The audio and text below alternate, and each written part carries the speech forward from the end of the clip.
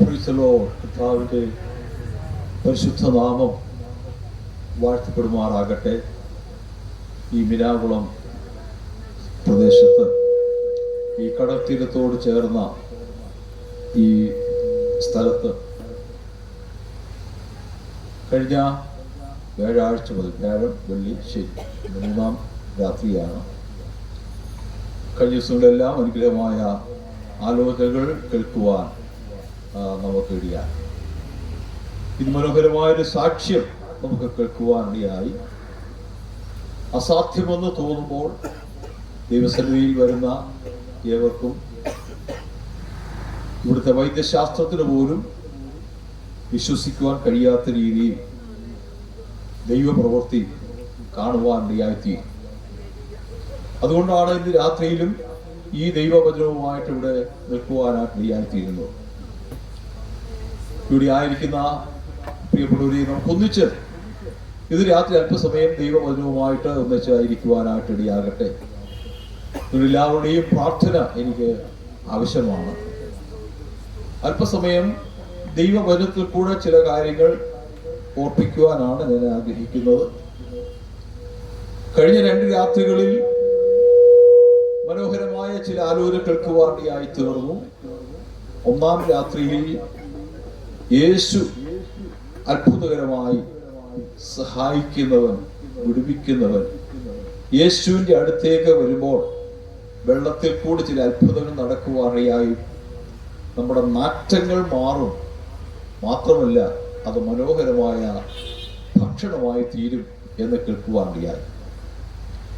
കഴിഞ്ഞ രാത്രിയിൽ നമുക്ക് വേണ്ടി ക്രൂശിക്കപ്പെട്ട യേശുവിനെ കുറിച്ച് കേൾക്കുവാനായി.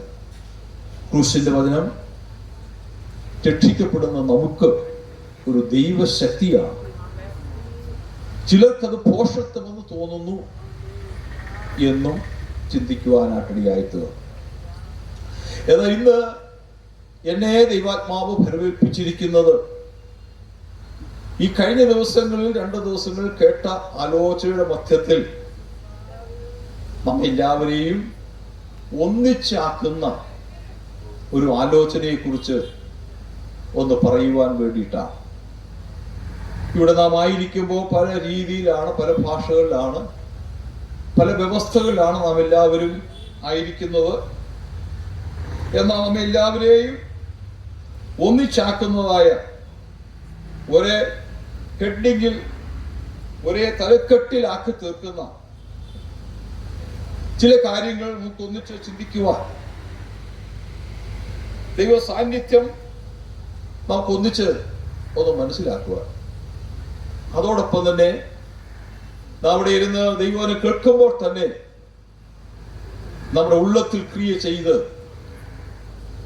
ഏതെങ്കിലും ആവശ്യബോധത്തോടുകൂടി വന്നിരിക്കുന്നവർക്ക് അവരുടെ വിഷയങ്ങളിൽ വിവിധമായ അളവിൽ സൗഖ്യമാക്കുന്ന, വിടുതൽ നൽകുന്ന, സമാധാനം നൽകുന്ന, ദൈവകൃപ തരുന്ന, സന്തോഷം തരുന്ന ആ യേശുവിനെ കുറിച്ച് ഓർപ്പിക്കുവാനാണ് എൻ്റെ ഹൃദയത്തിന് താല്പര്യമുള്ളത്. സ്തോത്രം. നമ്മുടെ ഈ രാജ്യത്തെ കുറിച്ച് നമ്മൾ ചിന്തിക്കുമ്പോൾ ഒരു വലിയ വൈവിധ്യമാർന്ന രാജ്യമാണ് പ്രത്യേകിച്ച് നമ്മുടെ ഇന്ത്യ. ഇന്നത്തെ നമ്മുടെ മോഡേൺ സയന്റിഫിക് തിയറി പ്രകാരം എന്ന് പറയുമ്പോൾ ഇപ്പോഴത്തെ നമ്മുടെ മൊബൈൽ സിസ്റ്റവും ഒക്കെ ഏകദേശം കോവിഡിന് ശേഷമായിട്ട് നാമെല്ലാവരും ഒത്തിരി മെക്കനൈസ്ഡാണ്, ഒത്തിരി മൊബൈൽ സിസ്റ്റത്തിലേക്ക് മാറിയിരിക്കുകയാണ്.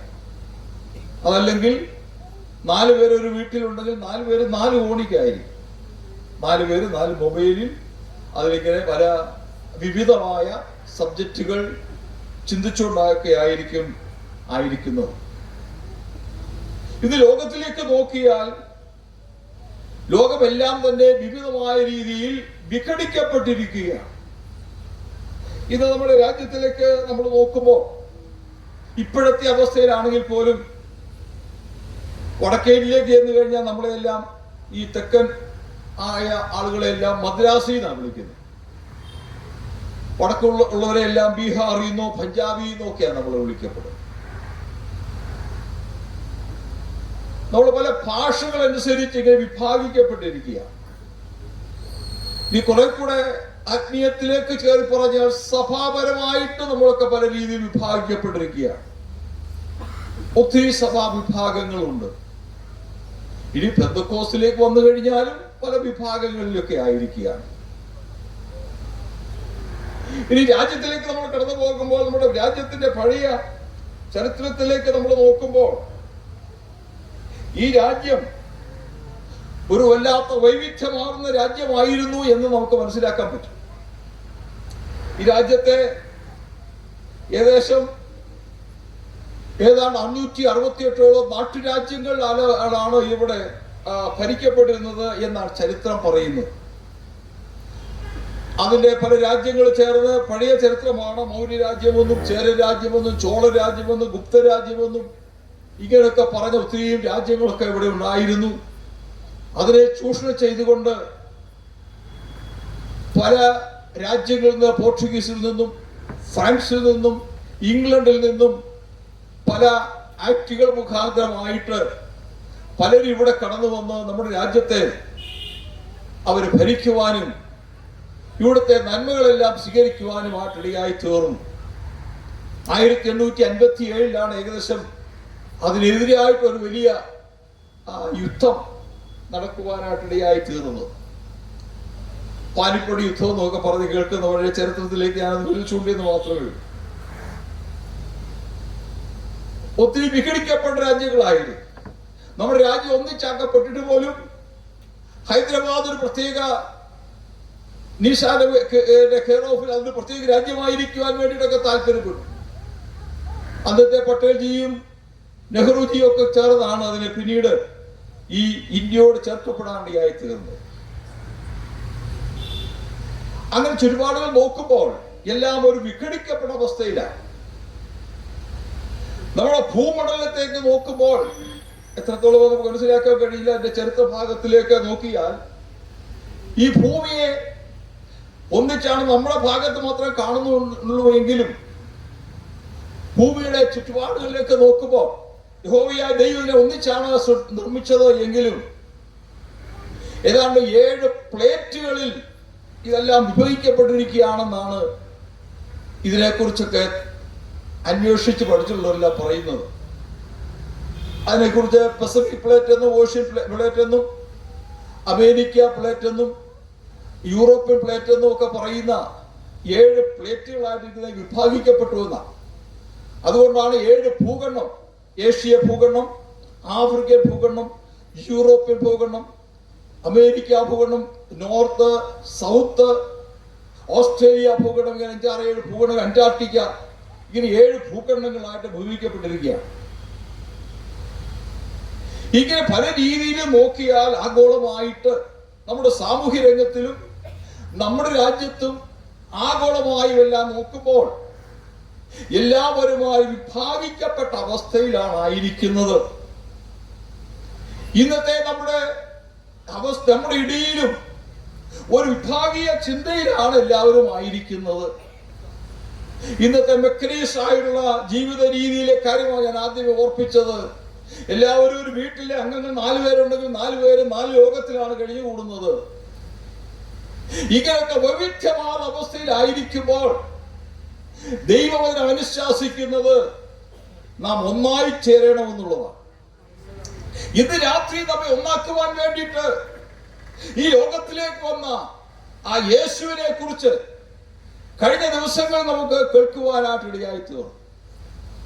ആ യേശു മുഖാന്തരമായി നാം ഒന്നാക്കപ്പെടണമെന്ന് ഇത് കഴിഞ്ഞ ദിവസങ്ങളിൽ യേശുവിനെ പ്രസന്റ് ചെയ്യുവാനായി. ഒന്നാമത്തെ ദിവസം യേശുവിനെ നമുക്ക് കാണിച്ചു തന്നു. കഴിഞ്ഞ രാത്രിയിൽ യേശു നമുക്ക് വേണ്ടി ക്രൂശീകരിക്കപ്പെട്ടു എന്ന് ഓർപ്പിക്കുവാനായിട്ടിടയായി തീർന്നു. ആ ക്രൂശുമരണ മുഖാന്തരമായി നാം എല്ലാവരും ഒന്നാക്കപ്പെടണം. ഇവിടുത്തെ ജാതി വ്യവസ്ഥ പ്രകാരമോ മറ്റ് രാഷ്ട്രീയ വ്യവസ്ഥ പ്രകാരമോ നമ്മുടെ നിറവ്യത്യാസം കൊണ്ടോ മറ്റ് ചാതുർവർണ്ണ്യം കൊണ്ടോ മറ്റ് യാതൊരവസ്ഥയിലും വിഘടിക്കപ്പെട്ടിരിക്കുവാൻ വേണ്ടിയിട്ടല്ല, പല ഗ്രൂപ്പുകളായിട്ടിരിക്കുവാൻ വേണ്ടിയിട്ടല്ല, നാം ഒന്നായി തീരണമെന്നുള്ളത് നമ്മെ കുറിച്ച് ദൈവം ആഗ്രഹിക്കുന്ന ഒരു കാര്യമാണ്. ഇത് രാത്രി നമ്മൾ ഇരിക്കുമ്പോൾ നമ്മളെല്ലാം ഒന്നാക്കുന്ന ആ ഒരു ദൈവിക ശക്തി ഉണ്ടോ എന്നുള്ള കാര്യം നമ്മളെല്ലാം അറിയേണ്ടത് ആവശ്യമാണ്. അതേക്കുറിച്ചാണ് വേദപുസ്തക ഭാഷയിൽ പറയുമ്പോൾ രക്ഷിക്കപ്പെടുക എന്നൊക്കെ പറഞ്ഞിരിക്കുന്നത്. അതുകൊണ്ടാണ് അപ്പോസ്തലൻ 4-1 വാക്യം വായിക്കുമ്പോൾ മറ്റൊരുത്തൻ രക്ഷയില്ല, രക്ഷിക്കപ്പെടുവാൻ ആകാശത്തിന് കീഴിൽ മനുഷ്യനിടയിൽ നൽകപ്പെട്ട വേറെ ഒരു നാമമില്ല എന്ന് പറഞ്ഞ് വായിക്കുന്ന വാക്യം നമുക്ക് കേൾക്കുവാനിടയായി തീരും. ഇത് രാത്രി നാം എല്ലാവരും രക്ഷിക്കപ്പെടുന്നതിലായിരിക്കണം. ഇവിടെ പ്രത്യേകമായ സഭാവിഭാഗമോ പ്രത്യേകമായ രാഷ്ട്രീയമോ മറ്റ് വിഭാഗീയ ചിന്ത ഒന്നുമേ പറയുവാൻ വേണ്ടിയിട്ടല്ല ഇന്ന് രാത്രി ഈ Menakulam Grace Assembly of God meeting വിളിച്ചുകൂടിയിരിക്കുന്നത്. ഇവിടെ കടന്നു വന്ന എല്ലാ കർത്തദാസന്മാരെ ഞാൻ വന്ദനം ചെയ്യുന്നു. വിവിധ സഭകളെ പ്രതിദാനം ചെയ്തുകൊണ്ട് യാത്രിക സെക്ഷന്റെ പ്രസിഡന്റ് ആയിരിക്കുന്ന കർത്തദാസൻ ഇവിടെ ഉണ്ട്. കഴക്കൂട്ടം സെക്ഷനെ AG-യുടെ സെക്ഷനെ പ്രതിനിധീകരിക്കുന്ന പ്രിയപ്പെട്ടവരുടെ ഉണ്ട്. എന്നെ ഒരു വളരെ സ്നേഹിതനായ അലക്സാദാസിനെ കാണാനിടയായി തീർന്നു. മറ്റു പല കർത്തദാസന്മാരുമുണ്ട്. വിവിധയിടങ്ങളിൽ പല സഹോദരന്മാരും കൂടെ കടന്നു വരുവാനായി തീർന്നിട്ടുണ്ട്.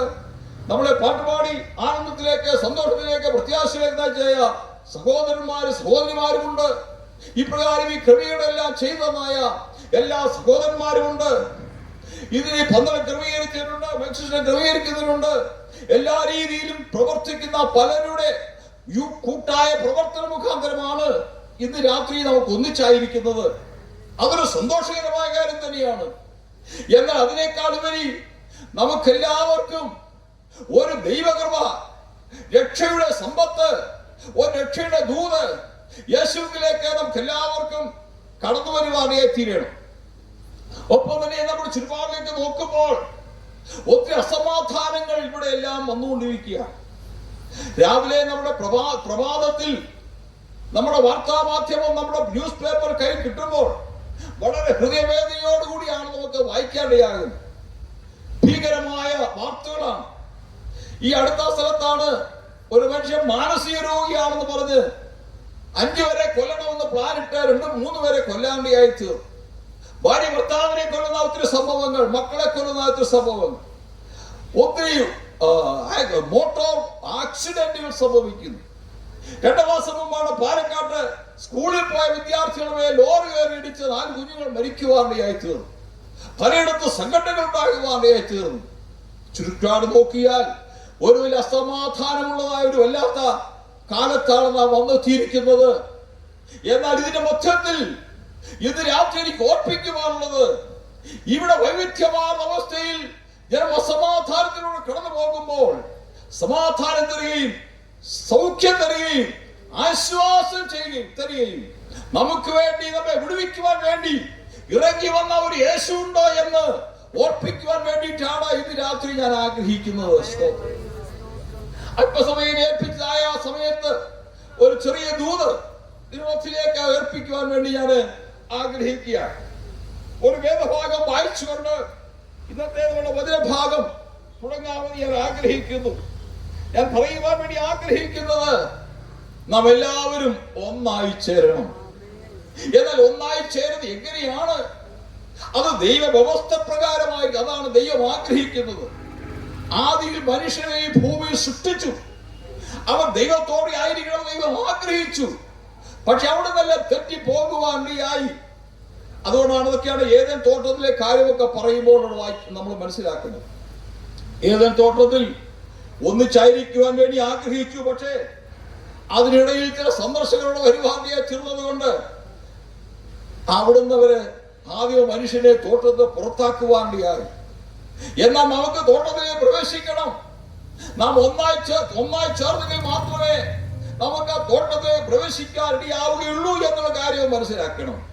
നാം ഒന്നായി ചേരണമെങ്കിൽ ഇന്ന് രാത്രിയിൽ കഴിഞ്ഞ രാത്രി കേട്ടതായ ആ ദൈവവചന പ്രകാരം യേശുവിലേക്ക് അടുത്തു വരുവാനിടയാകണം. ഇന്ന് യേശുവിനെ നമുക്ക് രക്ഷിതാവായി സ്വീകരിക്കുവാനിടയാകണം. യേശുവിന് ചേരുവാനിടയാകണം. അതിനുവേണ്ടി നാം ഒരുക്കമുണ്ടാകണം. അപ്രകാരം സൗഖ്യമുണ്ടാകണം, ആശ്വാസം പ്രാപിക്കണം, വിടുതല പ്രാപിക്കണം. അതിനുവേണ്ടി നമുക്ക് ദൈവസന്നിധിയിലേക്ക് സമർപ്പണത്തോടും പ്രാർത്ഥനയോടും കൂടി ആയിരിക്കാം. ഒരു വേദഭാഗം വായിച്ചുകൊണ്ട്, വിശുദ്ധ വേദത്തിൽ നിന്ന് ഒരു ഭാഗം വായിച്ചുകൊണ്ട് എന്റെ വാക്കുകളെ തുറന്നുപോകാൻ ഞാൻ ആഗ്രഹിക്കുന്നു. ആരെങ്കിലും വായിച്ച് സഹായിച്ചാൽ എഫേസ്യ ലേഖനം 1-ാം അധ്യായം അതിന്റെ 10-ാമത്തെ വാക്ക് നമുക്കത് വായിക്കാം. എഫേസ്യ ലേഖനം 1-ാം അധ്യായം അതിന് 10-ാമത്തെ വാക്ക്. അത് സ്വർഗത്തിലും ഭൂമിയിലും ഉള്ളത് എല്ലാം പിന്നെയും ക്രിസ്തുവിൽ ഒന്നായി ചേർക്ക എന്നിങ്ങനെ കാലസമ്പൂർണതയിലെ വ്യവസ്ഥയ്ക്കായി കൊണ്ട് തന്നെ. സ്തോത്രം. കാലസമ്പൂർണതയിലെ ഒരു വ്യവസ്ഥയാണ്. കാലസമ്പൂർണതയെ പറ്റി ഒത്തിരി കാര്യങ്ങൾ പറയാനുണ്ട്. അതൊരു വിശദീകരമായ വിഷയമായതുകൊണ്ട് അതിലേക്ക് കിടക്കുന്നില്ല. ഇന്ന് ഞാനതൊരു വാക്യം പറഞ്ഞുകൊണ്ട് ഇതൊരു കാലസമ്പൂർണതയുടെ സമയമാണ് വന്നിരിക്കുന്നത്. ഇതിനെപ്പറ്റി മറ്റു ഭാഗങ്ങളൊക്കെ കർത്താവിന് നാളെന്നൊക്കെ പറഞ്ഞിരിക്കുന്നതായ പല വാക്കുകളെല്ലാം ഉണ്ട്. ഇതൊരു നല്ല സമയമാണ്. മറ്റൊരു രീതിയിൽ പറഞ്ഞാൽ ഒരു അന്ത്യനാള് വന്നെത്തിയിരിക്കുകയാണ്. നമ്മുടെ കർത്താവ് യേശുവിന്റെ വരവ് ഏറ്റവും അടുത്തിരിക്കുന്ന ഒരു നല്ല നാളിലേക്ക് നാം വന്നെത്തിയിരിക്കുകയാണ്. ഇപ്രകാരം അസമാധാനങ്ങളും എല്ലാം സംഭവിക്കുമ്പോൾ അവന്റെ വരമായി എന്ന് നിങ്ങൾ ശ്രദ്ധിച്ചുകൊള്ളണം, നിങ്ങൾ ഉണർന്നുകൊള്ളണമെന്ന് പലപ്പോഴും യേശു തന്റെ കൂടെ ഉണ്ടായിരുന്ന ശിഷ്യന്മാരോട് പറയുവാനായിട്ടുണ്ട്. ഇതെല്ലാം കാണുമ്പോൾ നിങ്ങൾ ഉണരണം. ഇതെല്ലാം കേൾക്കുമ്പോൾ നിങ്ങളുടെ ഉള്ളിൽ ജാഗ്രത ഉണ്ടാകണം. ഇതെല്ലാം നിങ്ങൾ ദൈവത്തിലേക്ക് ഒന്ന് അടുത്തു വന്ന് യേശുവിനെ കടന്നു വരുവാൻ ഒന്ന് ഇടയായി തീരണം. നാം ഒന്നായി തീരണം. ഇതൊരു കാലസംഭവത്തിന്റെ വ്യവസ്ഥയാണ്. വിഭാഗിക്കപ്പെട്ടിരിക്കണം ഒരിക്കലും ആഗ്രഹിക്കുന്നില്ല. എന്നാൽ നമ്മൾ വിഭാഗിക്കപ്പെട്ടു പോകുന്നു എന്നുള്ളത് നമ്മുടെ ഒരു ദൗർബല്യം. ഈ എഫേസ്യ ലേഖനം വളരെ അനുഗ്രഹിക്കപ്പെട്ട ഒരു ലേഖനമാണ്. പൗലോസിന്റെ 14 ലേഖനങ്ങളിൽ കരാഗ്രഹിലെ പല ഹെഡിങ്ങില് ലേഖനങ്ങളെ കുറിച്ച് പഠിക്കാനിടയായി തീരും. ലേഖനങ്ങളെ കുറിച്ച് ഇത് പഠിപ്പിക്കാൻ വേണ്ടി ഞാൻ ആഗ്രഹിക്കുന്നില്ല. എന്നാൽ എഫേസ്യ ലേഖനം തന്നെ കാരാഗ്രഹത്തിലായിരുന്നപ്പോൾ, സ്വാതന്ത്ര്യത്തിലല്ല കാരാഗ്രഹത്തിലായിരുന്നപ്പോഴും താൻ പോയി പ്രവർത്തിച്ച എഫെസോസിൽ അവിടെയുള്ള പ്രിയപ്പെട്ടവർക്ക് വേണ്ടി വളരെ കണ്ണുനീരോടുകൂടെ പ്രാർത്ഥിക്കുകയും അവിടെ പ്രവർത്തിക്കുകയും ചെയ്ത നാളിലെ ആ ഓർമ്മ വെച്ചുകൊണ്ട് അവരെന്തായി തീർന്നു, എങ്ങനെ ഒന്നായി തീരണം എന്നുള്ള കാര്യമാണ് ആ എഫേസോസ് സഭയിലേക്കുള്ള ഈ ദൂത്. ഞാൻ ആദ്യ വാക്യത്തിൽ വായിച്ചാൽ ഇത് എഫേസോസ് എന്നുള്ളതിനൊരു ബ്രാക്കറ്റ് ഇട്ടാണ് എഴുതിയിരിക്കുന്നത്. എന്ന് പറഞ്ഞാൽ ഇന്ന് രാത്രിയിൽ ഞാനത് തിരഞ്ഞെടുത്തത് ഓർക്കുമ്പോൾ ഈ ദൂത് എന്നിലേക്ക് വന്നപ്പോൾ അവിടുത്തെ ആ ഒരു ബ്രാക്കറ്റിലാണ് എഴുതിയിരിക്കുന്നത് എഫേസോസ് എന്ന് പറഞ്ഞാൽ ഞാനത് ഇങ്ങനെ വ്യാഖ്യാനിക്കുകയാണ്. ഈ ലേഖനം പൗലോസ് എഴുതിയിരിക്കുന്നത് വാക്കും ഭാഷണവും കൂടാതെ മേനാകുളത്തുള്ള സഭയ്ക്ക് വേണ്ടിയിട്ടാണ്. സന്തോഷമുള്ള ദൈവത്തെ സ്തുതിച്ചാൽ ഇതിൽ പറഞ്ഞിരിക്കുന്ന വളരെ മനോഹരമായ കാര്യങ്ങൾ, ഇതിന്റെ 6 അധ്യായങ്ങൾ കൂടെ വളരെ മനോഹരമായ ചില കാര്യങ്ങളാണ് ഓർപ്പിച്ചിരിക്കുന്നത്. പൗലോസിന്റെ ഒരു വലിയ പ്രാർത്ഥന ഇതിന്റെ അകത്തുണ്ട്. 2 പ്രാർത്ഥന വായിക്കാനിടയായി. അതേ സമയത്ത് നമ്മൾ എങ്ങനെ ലോകത്തിലായിരിക്കണമെന്ന്, മാതാവും പിതാവും മക്കളും ഒക്കെ എങ്ങനെ ആയിരിക്കണമെന്ന്, യജമാനനും ശിഷ്യനും തൊഴിലാളിയും മുതലാളിയും ഒക്കെ എങ്ങനെ ആയിരിക്കണമെന്നും, ദൈവസഭ എങ്ങനെ ആയിരിക്കണമെന്നും ഒക്കെ പറയുന്നതായ മനോഹരമായ ആലോചനകളെല്ലാം അതിൻ്റെ അകത്ത് വിവിധ വാക്കുകളിൽ വായിക്കുവാനായിട്ട് കഴിയും. എന്നാൽ ഞാനിത് തിരഞ്ഞെടുത്തത് ഈ വാക്യഭാഗം നാം എവിടെയായിരുന്നാലും നമ്മെ ഒന്നിച്ചാക്കുന്നതായ ആ ഒരു സുവിശേഷത്തെ കുറിച്ച് കേൾപ്പിക്കുവാൻ വേണ്ടിയിട്ടാണ്. നാം ഒന്നായി തീരണമെന്നുള്ളതാണ് ഇതിലെ വാക്യഭാഗം. നാം വായിച്ചത് അതൊരു കാലസമ്പൂർണതയിലെ വ്യവസ്ഥ പ്രകാരം നാം ഒന്നായി തീരണം. ഈ വാക്യത്തിൽ കൂടെ അതിനെ അടുത്ത അധ്യായത്തിലും തുടർന്നുള്ള പല വാക്കുകളിലേക്ക് കടന്നു പോകുമ്പോൾ നമ്മളെല്ലാം വിഭാഗിക്കപ്പെട്ടിരിക്കുന്ന ഏതാണ്ടോ 22 ഐറ്റമായിട്ട് വിഭാഗിക്കപ്പെട്ടിരിക്കുന്നു എന്ന് നമുക്ക് കാണുവാനായി തീരും. അതിനെക്കുറിച്ച് ഏകദേശം ഒരു 1-2 ഐറ്റം എടുത്ത് നോക്കിയാൽ നമ്മൾ ഈ ലോകത്തിന്റെ അധികാരത്തിന് കീഴിലൊക്കെ ആയിരിക്കുന്നുവെന്നും, ഈ ലോകത്തിൽ വ്യാപരിക്കുന്നതായ ശക്തികൾക്ക് അധികാരത്തിലായിരിക്കുന്നുവെന്നും, ഈ ലോകത്തിന്റെ മനോവികാരങ്ങൾക്ക് അടിമകളായിരിക്കുന്നുവെന്നും കോപത്തിന്റെ മക്കളായിരിക്കുന്നുവെന്നും പ്രകൃതിയാൽ ജാതികളായിരിക്കുന്നുവെന്നും ക്രിസ്തുവിനെ കൂടാതെയുള്ളവരെന്നും ദൈവസ്നേഹത്തോടെ നമുക്കൊരു യാതൊരു യോഗ്യതയില്ല എന്നും അഗ്രചർമ്മികളാണെന്നും അൺസിവിലൈസ്ഡ് ആണെന്നും നമ്മള് അപ്പുറത്തും ഇപ്പുറത്തും എന്നുള്ള രീതിയിൽ രണ്ട് പക്ഷക്കാരാണെന്നും ഇങ്ങനെ എല്ലാം കൂടെ 22 കാര്യങ്ങൾ ആ അധ്യായത്തിൽ 2-ാമത്തെ അധ്യായത്തിലും കൂടെ ഒക്കെ വായിക്കുമ്പോൾ നമുക്ക് കാണുവാൻ കഴിയും. എന്നാൽ അതുകൊണ്ട് വിഭാഗിക്കപ്പെട്ടിരിക്കുന്നു എന്ന് പറഞ്ഞല്ല അധ്യായം അവസാനിക്കുന്നത്. നമ്മെ ഒന്നാക്കി തീർക്കണമെന്നുള്ള കാര്യമാണ്, നാം ഒന്നായി തീരണമെന്നുള്ള കാര്യമാണ്. അതിനെക്കുറിച്ച് ഇനി വേറൊരു രീതിയിൽ ഈ ലേഖനത്തെ കുറിച്ച് പഠിക്കുമ്പോൾ നമുക്ക് മനസ്സിലാക്കുവാൻ കഴിയുന്ന പല രീതിയിൽ ഓരോ അധ്യായത്തെ വിഭാഗിച്ച് പഠിക്കുവാൻ കഴിയും.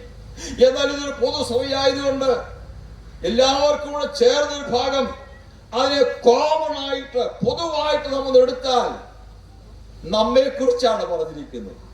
മറ്റൊരു രീതിയിൽ പറഞ്ഞാൽ നമ്മുടെ സഭയെ കുറിച്ചാണ് പറഞ്ഞിരിക്കുന്നത്. ഇനി കുറെ കൂടെ കാതലായി പറഞ്ഞാൽ നമ്മുടെ ശരീരത്തെ കുറിച്ചാണ് പറഞ്ഞിരിക്കുന്നത്. ഇത് രാത്രി പ്രിയപ്പെട്ടവരെ, ഞങ്ങൾ ഇവിടെ ഇരുന്നോണ്ട് നാം ഒന്നിച്ച് ദൈവത്തെ ഘോഷിക്കുമ്പോൾ എന്താണ് ഇതിന്റെ മുൻപിലെ ജാതിവാക്യം, എന്താണ് ഇതിലെ സന്തോഷം, എന്തിനു വേണ്ടിയിട്ടാണ് ഈ ബദ്ധപ്പാടുകൾ?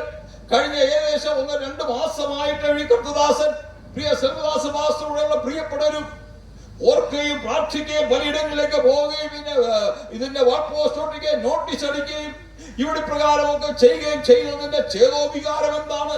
ഇതെന്തിനു വേണ്ടിയിട്ടാണ് ഈ കാര്യങ്ങളെല്ലാം ചെയ്തത്? ഇതിനൊരു കാരണമുണ്ട്, അത് ഈ ഭാഗത്ത് പറയുന്നുണ്ട്. ഇന്ന് രാത്രി അതൊന്ന് ഓർപ്പിക്കുവാൻ വേണ്ടിയിട്ടാണ് എന്റെ താല്പര്യം. നാം എല്ലാവരും ഒരു ശരീരത്തിന്റെ അവയവമാണ്. നമ്മുടെ ശരീരത്തിന് കാലുണ്ട്, കൈയുണ്ട്, അതിന് മറ്റ് വിരലുകളുണ്ട്, അതിന്റെ ഉള്ളിൽ വ്യാപരിക്കുന്ന മറ്റ് അവയവങ്ങളുണ്ട്. പല അവയവങ്ങളും ചേർന്നാണ് മനുഷ്യൻ പ്രവർത്തിക്കുന്നത്. അതിന് ഏതെങ്കിലും അവയവത്തിൽ ചില പ്രയാസങ്ങൾ വരുമ്പോഴാണ് മെഡിക്കൽ സയൻസ് പറയുന്നത് മെഡിക്കൽ ചെക്കപ്പ് ചെയ്യണം, ബ്ലഡ് ടെസ്റ്റ് ചെയ്യണം, പ്രഷർ നോക്കണം എന്നൊക്കെ പറയുന്നത്. പല പേരുകൾ അനുസരിച്ചാണ് അതെല്ലാം ചെയ്യപ്പെടുന്നത്. അതിനൊത്തിരിയും മാധ്യമങ്ങളും ഉണ്ട്, ഒത്തിരി പൈസ അതിനുവേണ്ടി ചെലവഴിക്കുന്നതാണ്. അതിനുവേണ്ടി പല സെൻസർഷിപ്പ് നടത്തുമ്പോൾ, പല മെഷീൻ വഴി ചെക്കപ്പ് ചെയ്യുമ്പോൾ പല പേരുകൾ പറഞ്ഞൊക്കെയാണ് നമ്മൾ അറിയപ്പെടുന്നത്. അതെല്ലാം ചെയ്യുമ്പോൾ ഒത്തിരി പൈസയും ചെലവഴിക്കപ്പെടും. എന്നാൽ അതിന് കാരണം ചില ഭാഗങ്ങളൊക്കെ കേടുവച്ചതുകൊണ്ടാണ്. നാം സാധാരണ കേൾക്കുന്ന കാര്യമാണ് എക്സ്റേ എന്ന് പറയുന്ന കാര്യം. എവിടെയെങ്കിലും ശരീരത്തിൽ ഏതെങ്കിലും ഭാഗത്തിന് കുറവായിട്ടുണ്ടെങ്കിൽ ആ ഭാഗം എന്താണെന്നൊന്ന് പഠിക്കാൻ വേണ്ടിയിട്ട് അതിനെക്കുറിച്ച് പറയുന്നതാണ്, അതിനെ നോക്കുന്നതാണ് എക്സ്റേ. അത് കഴിഞ്ഞ് പിന്നെ അതിനെക്കുറിച്ച് അപ്പുറത്തായിട്ട് പല ടെസ്റ്റുകളുണ്ട്. ഇതെല്ലാം ചെയ്തുകൊണ്ട് കണ്ടുപിടിക്കുവാൻ ഡോക്ടർ ഓഫ് സയൻസിന് മനസ്സിലാക്കുവാൻ കഴിയുന്ന പല സോണോഗ്രാമുകളുണ്ട്, പല ടെസ്റ്റുകളുണ്ട്. പല ഡോക്ടേഴ്സ് അതൊക്കെ പ്രിസ്ക്രൈബ് ചെയ്യുന്നു. കാരണം അവർക്ക് ഭൗതികമായി നോക്കി കാണാൻ പറ്റുന്നില്ല. ഉള്ളി അവയവത്തിന് കേടാണെന്ന് സാധാരണ മനുഷ്യർക്ക് പറയുവാൻ പറ്റുന്നില്ല. അത് പറയണമെങ്കിൽ ഇപ്രകാരം ഏതെങ്കിലും ഒരു മിഷൻ വെച്ച് നമ്മളെ പരിശോധിച്ചെങ്കിലേ പറ്റുകയുള്ളൂ. എന്നാൽ ഇന്ന് രാത്രി ഓർപ്പിക്കുന്നത് നമ്മുടെ ശരീരത്തെ ഭാഗങ്ങളെ പോലെ തന്നെ ഈ സഭയാം ശരീരത്തുണ്ടാകുന്ന എല്ലാ അസുഖങ്ങളെയും ഒന്ന് മാറിയിട്ട് നാം എല്ലാവരും ഐക്യതപ്പെട്ട് ഒരേ ഭാവത്തിൽ ഒരേ പേരില് അറിയപ്പെടുന്നവരായി തീരണം. ആ വാക്യത്തിൽ ഒപ്പിച്ച കാര്യം ആ കാല സമ്പൂർണതയിൽ സ്തോത്രം നാം എല്ലാവരും ഒന്നായി തീരണം, ഒന്നിച്ച് പാർക്കണം, ഒരേ കൂടാരത്തിലായിരിക്കും അറിയാകണം. ഇത് നമ്മൾ പറയുമ്പോൾ വലിയ പ്രയാസമുള്ള കാര്യമാണ്. പലരും പല ഐഡിയയിലുള്ളവരാണ്. ഒരു ഭവനത്തിൽ തന്നെ അപ്പൻ ഒരു ഐഡിയയിലായിരിക്കും, പിന്നെ ഭാര്യ ഒരു ഐഡിയയിൽ ഒരു ചിന്തയിലായിരിക്കാം, മക്കളൊരു ഒരു ചിന്തയിലായിരിക്കാം, പിന്നെ പെൺമക്കൾ ഒരു ചിന്തയിലായിരിക്കാം. ഇങ്ങനെയൊക്കെ വിഭാഗിക്കപ്പെട്ടിരിക്കുകയാണ്. എന്നാൽ അതെല്ലാം മാറിയിട്ട് നാം ഒന്നായി തീരണം. സ്തോത്രം. ഈ ലോകത്തിൽ നമ്മൾ നോക്കുമ്പോൾ നാം പല രീതിയിൽ വിഭാഗിക്കപ്പെട്ടിരിക്കുകയാണ്. എന്നാൽ ദൈവവചനം എന്ന് പറയുന്നു. മറ്റൊരു വാക്ക് ഞാൻ നിങ്ങളെ വായിച്ചു കേൾപ്പിക്കാൻ വേണ്ടി ആഗ്രഹിക്കുന്നു. ദൈവവചനം എന്ന് പറയുന്നു നമുക്ക് വിഭാഗിക്കപ്പെടാതിരിക്കാൻ വേണ്ടിയിട്ടല്ല നമ്മെ ഈ ഭൂമിയിലാക്കിയത്. പിതാവായി ദൈവനിഷ്ഠം അങ്ങനെ ആയിരുന്നില്ല. നാം എല്ലാവരും ഒരപ്പന്റെ മക്കളായി, ഒരു കുടുംബത്തിലെ അംഗമായി, കുറെ കൂടെ ചേർന്ന് പറഞ്ഞാൽ ഒരു ശരീരത്തെ അവയവമായി നാം ആയിരിക്കണമെന്നുള്ളതാണ്. ഇന്ന് രാത്രി ഇവിടെ ഇരിക്കുമ്പോൾ നമുക്ക് ജാതീയപരമായിട്ടോ രാഷ്ട്രീയപരമായിട്ടോ മറ്റേതെങ്കിലും രീതിയിലോ വിദ്യാഭ്യാസം കൊണ്ടോ വിദ്യാഭ്യാസമില്ലാതെയോ നമ്മുടെ നിറവ്യത്യാസം കൊണ്ടോ ഒരുപക്ഷെ വിഭാഗിക്കപ്പെട്ട ആരെങ്കിലും ചിന്തിക്കുന്നുണ്ടെങ്കിൽ ഒരു കാര്യം നാം ഞാൻ ഓർപ്പിക്കട്ടെ. നമ്മുടെ ശരീരത്തിലെ ഇതിലെ മുറിവെട്ടെടുത്ത് ഈ ബ്ലഡ് ഒന്ന് പരിശോധിച്ച് നോക്കിയാൽ ഒരു വ്യത്യാസവുമില്ല. പിന്നെ അതിനകത്തെ ചില ഐറ്റംസിന് മാത്രം ഒരുപക്ഷെ വിറ്റമിൻ അതിനകത്ത് എ എന്നോ ബി എന്നോ സി എന്നോ ഒ എന്നോ പോസിറ്റീവ് എന്നൊക്കെ പറയുന്ന ഒരല്പം വ്യത്യാസം അതിനകത്ത്. എന്നാലും ബ്ലഡ് എല്ലാം ഒന്നാണ്. ഒരിക്കലും ഒരു ബ്ലഡ് എടുത്തിട്ട് ഇന്നാണ് ബ്ലഡാണ് പറയാൻ നമുക്ക് പറ്റത്തില്ല. അതേസമയത്ത് മൃഗത്തിന്റെ ബ്ലഡ് നോക്കിയാൽ അത് മനുഷ്യന്റെ ബ്ലഡുമായിട്ട് പോലും വ്യത്യാസമുണ്ട്. നമ്മളെ പറ്റി നോക്കിയാൽ നമ്മൾ ഈ ബ്ലഡ് നോക്കുമ്പോൾ ഞാൻ പറഞ്ഞ പോലെ ഏതൊക്കെ പേരിൽ അറിയപ്പെട്ടാലും നമ്മൾ പറയുന്നതായ പല പേരുകൾ ഞാൻ ആദ്യമേ ഓർപ്പിച്ചല്ലോ. അങ്ങനെയുള്ള ഏതെല്ലാം പേരിൽ അറിയപ്പെട്ടാലും നമ്മൾ ഒരിക്കലും വിഭാഗീയപ്പെട്ടവരല്ല. നമ്മൾ എല്ലാവരും ഒരു അപ്പന്റെ പുത്രന്മാരാണ്. ഹല്ലേലൂയ. ആ സന്തോഷത്തോടെ സ്തുതിച്ചോട്ടെ. നമ്മെല്ലാം ഒന്നാക്കി ദൈവത്തിനായി സ്തോത്രം. ഒരു വാക്യം നമുക്ക് വായിക്കാം. അപ്പോസ്തലരുടെ പുസ്തകം അതിന്റെ 17-ാമത്തെ അധ്യായത്തിന്റെ 26-ാമത്തെ വാക്യം നമുക്കൊന്ന് വായിക്കാം. ഈ ഭൂതലത്തിലെല്ലാം നാം ആയിരിക്കുവാൻ വേണ്ടി ദൈവത്തിന്റെ പ്രത്യേക പദ്ധതി 17-ാം അധ്യായത്തിന്റെ 26-ാമത്തെ വാക്യം വായിക്കാം. ഭൂതലത്തിലെങ്ങും കുടിയിരിപ്പാൻ അവൻ ഒരുത്തനിൽ നിന്ന് മനുഷ്യജാതിയെ ഒക്കെയും ഉളവാക്കി. ആ ഭൂതലത്തിലൊക്കെ കുടിയിരിക്കുവാൻ. നമ്മുടെ ഭൂമിയെ പറ്റി വിശുദ്ധ വേദപുസ്തകത്തിന്റെ ഒരു ഭാഗത്തൂടെ നോക്കിയാൽ ഏതാണ്ടോ 6000 വർഷത്തിന്റെ ഒരു ചരിത്രമാണ് നമുക്കുള്ളത്. എന്നാൽ ഒന്നാമത്തെ വാക്യം തന്നെ ലക്ഷക്കണക്കിന് വർഷങ്ങളുടെ കാലഗതി എല്ലാം ഉണ്ട്. അതുകൊണ്ട് ഇന്നത്തെ ഭൗതിക ശാസ്ത്രജ്ഞന്മാരെല്ലാം പറയുന്നു വർഷങ്ങൾക്ക് മുമ്പാണ് ഈ ഭൂമി ഇങ്ങനെയെല്ലാം ഉണ്ടായി തീർന്നത് എന്നൊക്കെ പറയുന്നുണ്ട്. അതിനും വലിയ വിപരീതമൊന്നും പറയേണ്ട കാര്യമില്ല. മനോഹരമായ ഒരു ഭൂമിയാണ് യഹോവയായ സൃഷ്ടിച്ചത്. അതിനുശേഷമായിട്ട് അതെല്ലാം പാഴ്ശൂന്യമായി തീർന്നു എന്നാണ്. പിന്നീടുള്ള ഭൂമിക്ക് ഒരു റിക്രിയേഷൻ നടത്തിയ കാര്യമാണ് ഉൽപ്പത്തി പുസ്തകം 1-ാം അധ്യായം വരെ വായിക്കുമ്പോൾ മനസ്സിലാക്കുവാൻ കഴിയും. ആ ഭൂമിയിൽ മനുഷ്യനെ ദൈവം സൃഷ്ടിച്ചു. ആദിയിൽ ദൈവം ഇതെല്ലാം ഭൗതികമായി ഇതെല്ലാം ക്രമീകരിച്ച ശേഷമായിട്ട് തനിക്ക് അതുകൊണ്ടൊന്നും സന്തോഷമാകാതിരുന്നപ്പോൾ മനുഷ്യനെ തന്റെ കൈകൊണ്ട് സൃഷ്ടിക്കുവാനായി തീർന്നു. അങ്ങനെയാണ് നാം ആയിരിക്കുന്നത്. അതാണ് ആദം എന്ന് പറയുന്നത്. ആദമിനെ തനിയായിരിക്കുന്നത് ശരിയാവില്ല എന്ന് മനസ്സിലാക്കിയിട്ടാണ് തനിക്കൊരു തക്ക തുണയെ ഉണ്ടാക്കി കൊടുക്കുവാൻ കഴിയായി തീർന്നത്. അതിൽ നിന്നാണ് സന്തതി പരമ്പരകളെല്ലാം ഇന്ന് വിവിധയിടങ്ങളെ കടന്നുപോകുവാനായി തീർന്നത്. മുമ്പ് ഞാൻ ഓർപ്പിച്ചല്ലോ, ഭൂഖണ്ഡങ്ങൾ പലതാണ്. 7 ഭൂഖണ്ഡങ്ങളിലായിരിക്കും. അന്റാർട്ടിക്കയിലെ എസ്കിമോൾ ഉണ്ടെന്നാണ് പറയപ്പെടുന്നത്. മറ്റു പല ഭൂഖണ്ഡങ്ങളിലും നല്ലവണ്ണം ആളുകൾ പാർക്കുന്നുണ്ട്. ഇവിടെയെല്ലാം മനുഷ്യനാക്കിയിരിക്കുന്നതെല്ലാം നാം എല്ലാവരും. ആ വാക്യം നമ്മളെ ഓർപ്പിക്കുന്നത് ഭൂതലത്തിലെങ്ങും കുടിയിരിക്കുവാൻ ഏകനിൽ നിന്ന് നമ്മെ എല്ലാം സൃഷ്ടിച്ചിരിക്കുന്നു. അവിടെ ഇരിക്കുമ്പോൾ ഒരുപക്ഷെ പ്രിയപ്പെട്ടവരെ നമുക്ക് അന്യോന്യം ഒരുപക്ഷെ അറിയാൻ പറ്റുകയില്ലായിരിക്കാം. ഒരുപക്ഷെ നാം അപ്പുറം ഇപ്പുറത്തുള്ളവരായിരിക്കാം. നമ്മുടെ താലൂക്കും നമ്മുടെ വില്ലേജും ഒക്കെ വ്യത്യാസമുണ്ട്. നമ്മുടെ ജില്ലയ്ക്ക് വ്യത്യാസമുണ്ട്. ഞാൻ നിൽക്കുമ്പോൾ ഞാൻ ആലപ്പുഴ ജില്ലക്കാരന്. ഇവിടെ ഇതെല്ലാം ഇവിടെ ഇത് തിരുവനന്തപുരം ജില്ലയാണ്. താലൂക്കുകൾ വ്യത്യാസമുണ്ട്. പക്ഷെ പല രീതിയിലൊക്കെ വ്യത്യാസമുണ്ടെങ്കിലും ഒരു കാര്യം ഇന്ന് രാത്രി നാം എല്ലാവരും മനസ്സിലാക്കേണ്ടത് നമ്മെല്ലാവരും ഒരു അപ്പന്റെ മക്കളാണ്. നമ്മുടെ എല്ലാവരും ഒന്നിച്ചായി തീരണമെന്നുള്ളതാണ് നമ്മളെ കുറിച്ച് ദൈവം ആഗ്രഹിക്കുന്നത്. ഭൂമിയിലൊക്കെ കുടിയിരിക്കുവാൻ ഏകനിൽ നിന്ന് അവൻ മനുഷ്യവർഗത്തെ ഒക്കെയും ഉണ്ടാക്കി. സ്തോത്രം.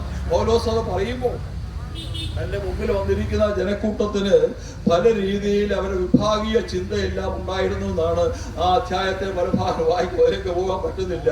അവിടെ എല്ലാം എഴുതിയിട്ടുള്ള പല രീതിയിലെല്ലാം ആ വിഭാഗിക്കപ്പെട്ടിരിക്കുമ്പോഴാണ് നിങ്ങളെ യവനന്മാരെന്നും ജാതികളെന്നും യഹൂദരെന്നും ഒക്കെ പറഞ്ഞ് പല രീതിയിലൊക്കെ പറഞ്ഞ് അവരെ തള്ളിക്കളയൊക്കെ ചെയ്ത സമയത്താണ് പൗലോസ് പറഞ്ഞിരിക്കുന്നത് അങ്ങനെ വിഭാഗിക്കപ്പെടേണ്ടവരല്ല നമ്മൾ ഒന്നാണ്. ഹല്ലേലൂയ.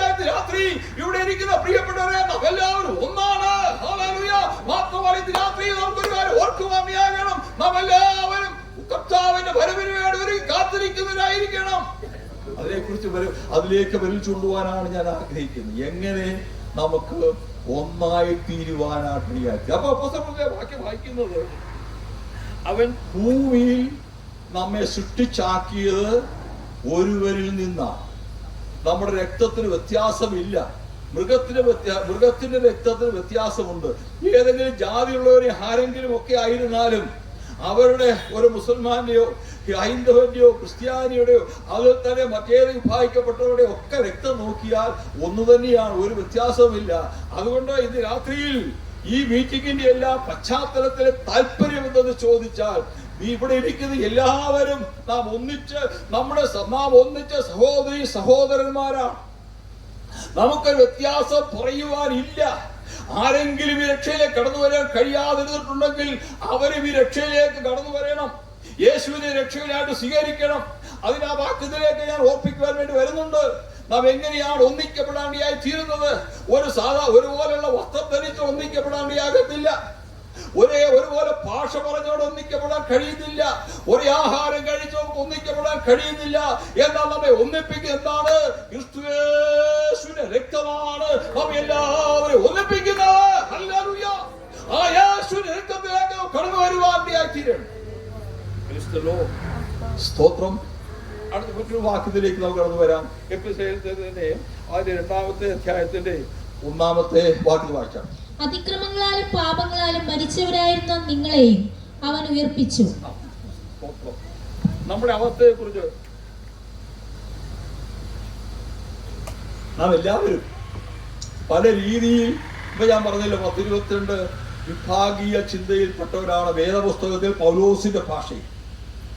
അവരെല്ലാവരെ കുറിച്ചും പറയുന്ന ഒരു വാക്യമാണ്, നമുക്കൊരു പറയുന്ന കാര്യമാണ്, അവരെല്ലാവരും അതിക്രമങ്ങളാൽ, പാപങ്ങളാൽ സ്തോത്രം ആയിരുന്ന നമ്മെ ഒന്നിപ്പിക്കുവാൻ നമ്മുടെ ദൈവം ആഗ്രഹിച്ചു. വായിച്ചാട്ടെ. അതിക്രമങ്ങളാലും പാപങ്ങളാലും മരിച്ചവരായിരുന്ന നിങ്ങളെയും അവൻ ഉയർപ്പിച്ചു. നമ്മളെ അവൻ ഉയർപ്പിച്ചു. അത് നമ്മൾ ഉയർപ്പിക്കണം എന്നുള്ള കാര്യമാണ് പറഞ്ഞിരിക്കുന്നത്. നമുക്ക് ആ ഉയർപ്പ് പ്രാപിക്കണം. യേശു നമുക്ക് വേണ്ടിയിട്ടാണ് മരിച്ചത്. ഇന്നലെ രാത്രിയിൽ യേശു നമുക്ക് വേണ്ടി മരിച്ചു എന്ന കാര്യത്തെ കുറിച്ച് കേൾക്കുവാനായത്. ഇത് ലോകത്തിന് വേണ്ടിയിട്ടാണ് യേശു മരിക്കുവാനായത്. യേശു മരിച്ചു. ആ യേശു അവിടെ ഉയർത്തെഴുന്നേറ്റിരിക്കുന്നു. എന്തിനു വേണ്ടിയിട്ടാണ് ഉയർത്തെഴുന്നേറ്റത്? നാമും അതുപോലെ അതിക്രമങ്ങളാലും പാപങ്ങളാലും ഈ ലോകത്തിന് നാനാ മോഹങ്ങളാലും ഇവിടുത്തെ ചിന്തകളാലും ഇവിടുത്തെ എല്ലാ സ്വഭാവങ്ങളാലും ഇവിടുത്തെ എല്ലാ രീതികളാലും നാം ഇപ്രകാരം അകന്നവരായിരുന്നിടത്തു നിന്ന് നമ്മെ ഒന്നിപ്പിക്കുവാൻ യേശു നമുക്ക് വേണ്ടി മരിക്കുവാനില്ല. ഇന്ന് മരിച്ച യേശുവിനെ കുറിച്ചല്ല നമ്മൾ, യേശു നമുക്ക് വേണ്ടി മരിച്ചു. എന്നാൽ ഇന്ന് രാത്രി ഓർപ്പിക്കുവാൻ കഴിയുന്നത് യേശു ഉയർത്തെഴുന്നേറ്റ യേശുവിനെ കുറിച്ചാണ്. യേശു നമുക്ക് വേണ്ടി അടക്കപ്പെട്ടവരല്ല, യേശു ഉയർത്തെഴുന്നേറ്റവരാണ്. അത് ഉയർത്തെഴുന്നേറ്റ യേശുവിനെ കുറിച്ചാണ് ഇന്ന് രാത്രി പ്രസംഗിക്കുവാൻ വേണ്ടി നമുക്ക് ആഗ്രഹിക്കുന്നത്, ചിന്തിക്കുവാൻ ആഗ്രഹിക്കുന്നത്. നമ്മുടെ യേശു ഉയർത്തെഴുന്നേറ്റിരിക്കുന്നു. കല്ലറകൾ പലതും അടഞ്ഞു കിടക്കുകയാണ്. ഈ രാജ്യത്ത് പല മഹാന്മാരും കല്ലറകളിൽ അടക്കപ്പെടുന്നു. ലോകത്ത് എല്ലായിടങ്ങളിലും എല്ലാ കല്ലറകളും അടഞ്ഞു കിടക്കുകയാണ്. പല ആരാധനയുടെ രീതി കൊണ്ട് ചില നല്ല പ്രവൃത്തി ചെയ്തവരുടെ ഒക്കെ ശരീരമൊക്കെ വളരെ സൂക്ഷിച്ചിട്ടുണ്ടെന്ന് കേൾക്കുന്നുണ്ട്. പക്ഷെ ഒരു കാര്യം ഓർക്കണം, ഈ വാക്യത്തിലൂടെ പൗലോസ് അപ്പോസ്തലൻ പറയുന്നത്, അവൻ നമ്മെ ഉയർപ്പിക്കുവാൻ വേണ്ടി നമ്മുടെ യേശു ഉയർത്തെഴുന്നേറ്റു. അതുകൊണ്ട് ഇനി പാപത്തിന്റെ ആ പടുകുഴിയിൽ കിടക്കേണ്ട ആവശ്യമില്ല പ്രിയപ്പെട്ടവരെ. നാം ഉയർത്തെഴുന്നേറ്റ് പ്രാപിക്കേണ്ടവരാണ്. നമ്മുടെ അതിക്രമങ്ങളിൽ, പാപങ്ങളിൽ, നമ്മുടേതായ എല്ലാ കുറവുകളിലും അങ്ങനെ ആയിരിക്കുവാൻ വേണ്ടിയിട്ടല്ല ആഗ്രഹിക്കുന്നത്. നാം അതിൽ നിന്നൊരു വിടുതൽ പ്രാപിച്ചവരായി എഴുന്നേൽക്കണമെന്നുള്ളതാണ് ദൈവത്തിന്റെ ആഗ്രഹം. ഇന്ന് രാത്രി നമുക്ക് അതിനുവേണ്ടി ഒരുങ്ങുവാനാകമാറാകട്ടെ. ഹല്ലേലൂയ. നാം അങ്ങനെ വിഭാഗിക്കപ്പെട്ടവരായിരുന്നു. എന്നാൽ ചില കാര്യങ്ങൾ എങ്ങനെ നമ്മെ സ്തോത്രം ഒന്നിച്ചാക്കി തീർത്തു എന്നുള്ള ഒരു 2-3 കാര്യങ്ങൾ പറഞ്ഞു കഴിയുമ്പോഴത്തേക്ക് എന്റെ പ്രസംഗം അവസാനിക്കും. അപ്പോഴത്തേക്ക് സമയം തീരുകയായി. സ്തോത്രം. ഏറ്റവും ഒടുവിൽ നാം എല്ലാവരും ഒന്നിച്ചായി തീരും. അതിൻ്റെ ഒരു ആവശ്യകത വരുന്നു എന്നുള്ള ഓർപ്പിച്ചുകൊണ്ട് എന്റെ വാക്കിനെ ചുരുക്കുവാനാണ് ഞാൻ ആഗ്രഹിക്കുന്നത്. അതുകൊണ്ട് ഇവിടെ അവൻ നമ്മെ ഉയർപ്പിക്കുവാൻ ആഗ്രഹിക്കുന്നു. യേശു നമുക്ക് വേണ്ടി ഉയർത്തെഴുന്നേറ്റു. നമുക്കത് വിശ്വസിക്കുന്നുവല്ലോ. എല്ലാവരും സ്തുതിച്ചാട്ട് ആരാധിച്ചാട്ട്. യേശു എന്റെ വിഭാഗീയ ചിന്തയിൽ നിന്ന് പരമത്യാസനായിരുന്നപ്പോൾ, ഞാൻ അന്യന്റെ പരദേശിയായിരുന്നപ്പോൾ, ദൂഷകനായിരുന്നപ്പോൾ, ഉപദ്രവിയായിരുന്നപ്പോൾ, കൊള്ളരുതാത്തവനായിരുന്നപ്പോൾ, ഇരുപക്ഷക്കാരായിരുന്നപ്പോൾ, പല മതിലുകൾക്കപ്പുറത്തും പല മതിലുകൾക്കിപ്പുറത്തുമായിരുന്നപ്പോൾ, എന്നെ ഒന്നിനി കൊള്ളാൻ വിചാരിച്ചിരുന്നപ്പോൾ, ഹല്ലേലൂയ ഹല്ലേലൂയ, എന്റെ സ്വയചിന്ത പ്രകാരം ഞാനൊരു അഗ്രചർമ്മി, അൺസിവിലൈസ്ഡ് എന്ന് വിചാരിച്ചിരുന്നപ്പോൾ, ഒരുപക്ഷെ എനിക്കൊന്നും കഴിവില്ല എന്ന് വിചാരിച്ചിരുന്നപ്പോൾ, പ്രിയപ്പെട്ട ദൈവമക്കളെ, പ്രിയപ്പെട്ടവരെ, യേശു നമുക്ക് വേണ്ടി മരിച്ചു. ലോകത്തിലേക്ക് നോക്കുമ്പോൾ ഒത്തിരിയും ശക്തന്മാരുണ്ട്, ഒത്തിരി തത്വജ്ഞാനികളുണ്ട്, ഒത്തിരി വൈദ്യശാസ്ത്രമൊക്കെ ഉയർന്ന പഠിത്തമുള്ളവരുണ്ട്, സാമൂഹ്യ ശാസ്ത്രത്തിൽ വളരെ പാണ്ഡിത്യമുള്ളവരുണ്ട്, പല രീതിയിൽ ഉയർന്ന പദവി അലങ്കരിക്കുന്നവരുണ്ട്, രാഷ്ട്രീയ പ്രസ്ഥാനത്തിൽ വർദ്ധിക്കുന്നവരുണ്ട്. ഇവരെല്ലാം ഉണ്ട്. എങ്കിലും യേശുവിന്റെ മരണമാണ് നമ്മെ എല്ലാവരെയും സ്വർഗത്തിൽ എത്തിക്കുന്നത്. നമ്മുടെ ഈ ഭാരതത്തിന്റെ ചരിത്രത്തിലേക്ക് നോക്കിയാൽ,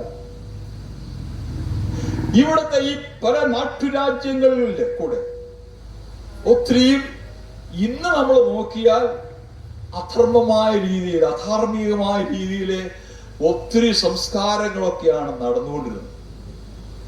സ്തോത്രം.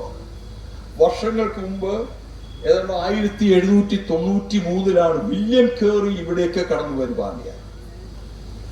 അതിന് ഒരു ചിന്ത ഞാൻ ഓർപ്പിച്ചിട്ട് അതിലേക്ക് വിഷയത്തിലേക്ക് വരാം.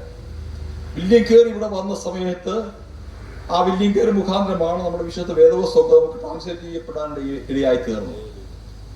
ഒത്തിരിയും കഷ്ടപ്പെട്ട് ഇവിടെ വന്ന് ചേർന്നു. സുവിശേഷത്തിന് വേണ്ടി പ്രവർത്തിക്കുവാൻ വേണ്ടി താൻ ആഗ്രഹിച്ചു. അതിൻ്റെ സുവിശേഷങ്ങൾ വേദപുസ്തകം പരിഭാഷപ്പെടുത്തുവാൻ വേണ്ടി ആഗ്രഹിച്ചു. ഒത്തിരി പ്രയാസങ്ങളുണ്ടായി. ഇവിടുത്തെ അതിൻ്റെ പരിശ്രമം നടന്നിക്കൊണ്ടിരിക്കുമ്പോൾ തൻ്റെ കുഞ്ഞുങ്ങൾ 4 കുഞ്ഞുങ്ങളുമായിട്ടാണ് കടന്നു വന്നത്. കുഞ്ഞുങ്ങൾ ഓരോരുത്തരായിട്ട് മരിച്ചു പോകുവാനിയാണ്. ഒന്നാമത്തെ കുഞ്ഞിനെ ഒരു കാർഡ്ബോർഡ് ബോക്സിന്റെ അകത്ത് താൻ തന്നെ കുഴിയെടുത്ത് ആ കുഞ്ഞിനെ അടക്കുവാനിടയായി. 4 കുഞ്ഞുങ്ങളും മരിക്കുവാനിടയായി. തന്റെ ഭാര്യ വല്ലാത്ത വിഭ്രതിയിലായി തീരുവാനിടയായി. അങ്ങനെ അവർ മരിച്ചു പോകാനിടയായി. എങ്കിലും വില്യം കേറി തന്റെ പ്രവർത്തനം മുന്നോട്ട് നടത്തുവാനിടയായി. സ്തോത്രം.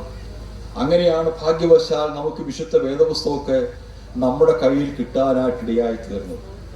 ഈ മനോഹരമായ ആലോചനകൾ, വാക്കുകൾ വായിക്കുവാനുള്ള ഭാഗ്യം നമുക്ക് ലഭിച്ചു. മറ്റൊരു ഭാഗത്ത് റോമാലേഖനത്തില് പൗലോസ് പറയുന്ന ഒരു ഭാഗമുണ്ട്, ഇതൊക്കെ യഹൂദന്മാർക്കും ഇസ്രായേലിനും ഒക്കെ വേർതിരിക്കപ്പെട്ടതായിരുന്നു എന്നൊക്കെ പറഞ്ഞിരിക്കുന്നത്. എന്നാൽ കൃപയാൽ ഞാൻ പറഞ്ഞു വന്നല്ലോ, യേശു നമുക്ക് വേണ്ടി മരിച്ചത് കൊണ്ട് ഈ വേദഭാഗമൊക്കെ വായിക്കുവാനും നമ്മുടെ വിഭാഗീയ ചിന്തയൊക്കെ മാറിയിട്ട് നമ്മൊരു ദൈവവൈതലാക്കി തീർത്തു. നമുക്ക് ഇതിന് അവകാശപ്പെട്ടവരെ തിരുവാതിയായി തീർന്നു. അങ്ങനെ വില്യം കേറി മുഖാന്തരമായിട്ടാണ് ഇതൊക്കെ നമുക്ക് ട്രാൻസ്ലേറ്റ് ചെയ്യേണ്ടത്. വില്യം കേറി വന്ന സമയത്ത് ഇവിടെ നടന്ന വളരെ പ്രയാസകരമേറിയതായ ഒരു സിസ്റ്റം ആയിരുന്നു സതി എന്ന് പറയും. 1803 കൽക്കട്ടയിലെ ഏതാണ്ട് 40 മൈൽ ചുറ്റളവില് ഏതാണ്ട് ഒരു വർഷത്തിനകം തന്നെ 437 സതി നടന്നു എന്നൊക്കെയാണ് പറയുന്നത്. സതി എന്ന് പറയുന്നത് ഭർത്താവ് മരിച്ചാൽ ആ ചിതയിലേക്ക് ഭാര്യയും കൂടെ ചാടി വീണ് കൊല്ലപ്പെടുക എന്നുള്ളതാണ്. അല്ലെങ്കിൽ അവരെ പിടിച്ച് അതിനെ കൊണ്ടിടുക, കൊല്ലപ്പെടുക. അതാണ് അന്നുണ്ടായിരുന്ന ഒരു സാമൂഹ്യ പരിഷ്കർത്ത. ഇവിടെ ഉണ്ടായിരുന്ന ഒരാളാണ് രാജാറാം മോഹൻ റായ് എന്ന് പറയും.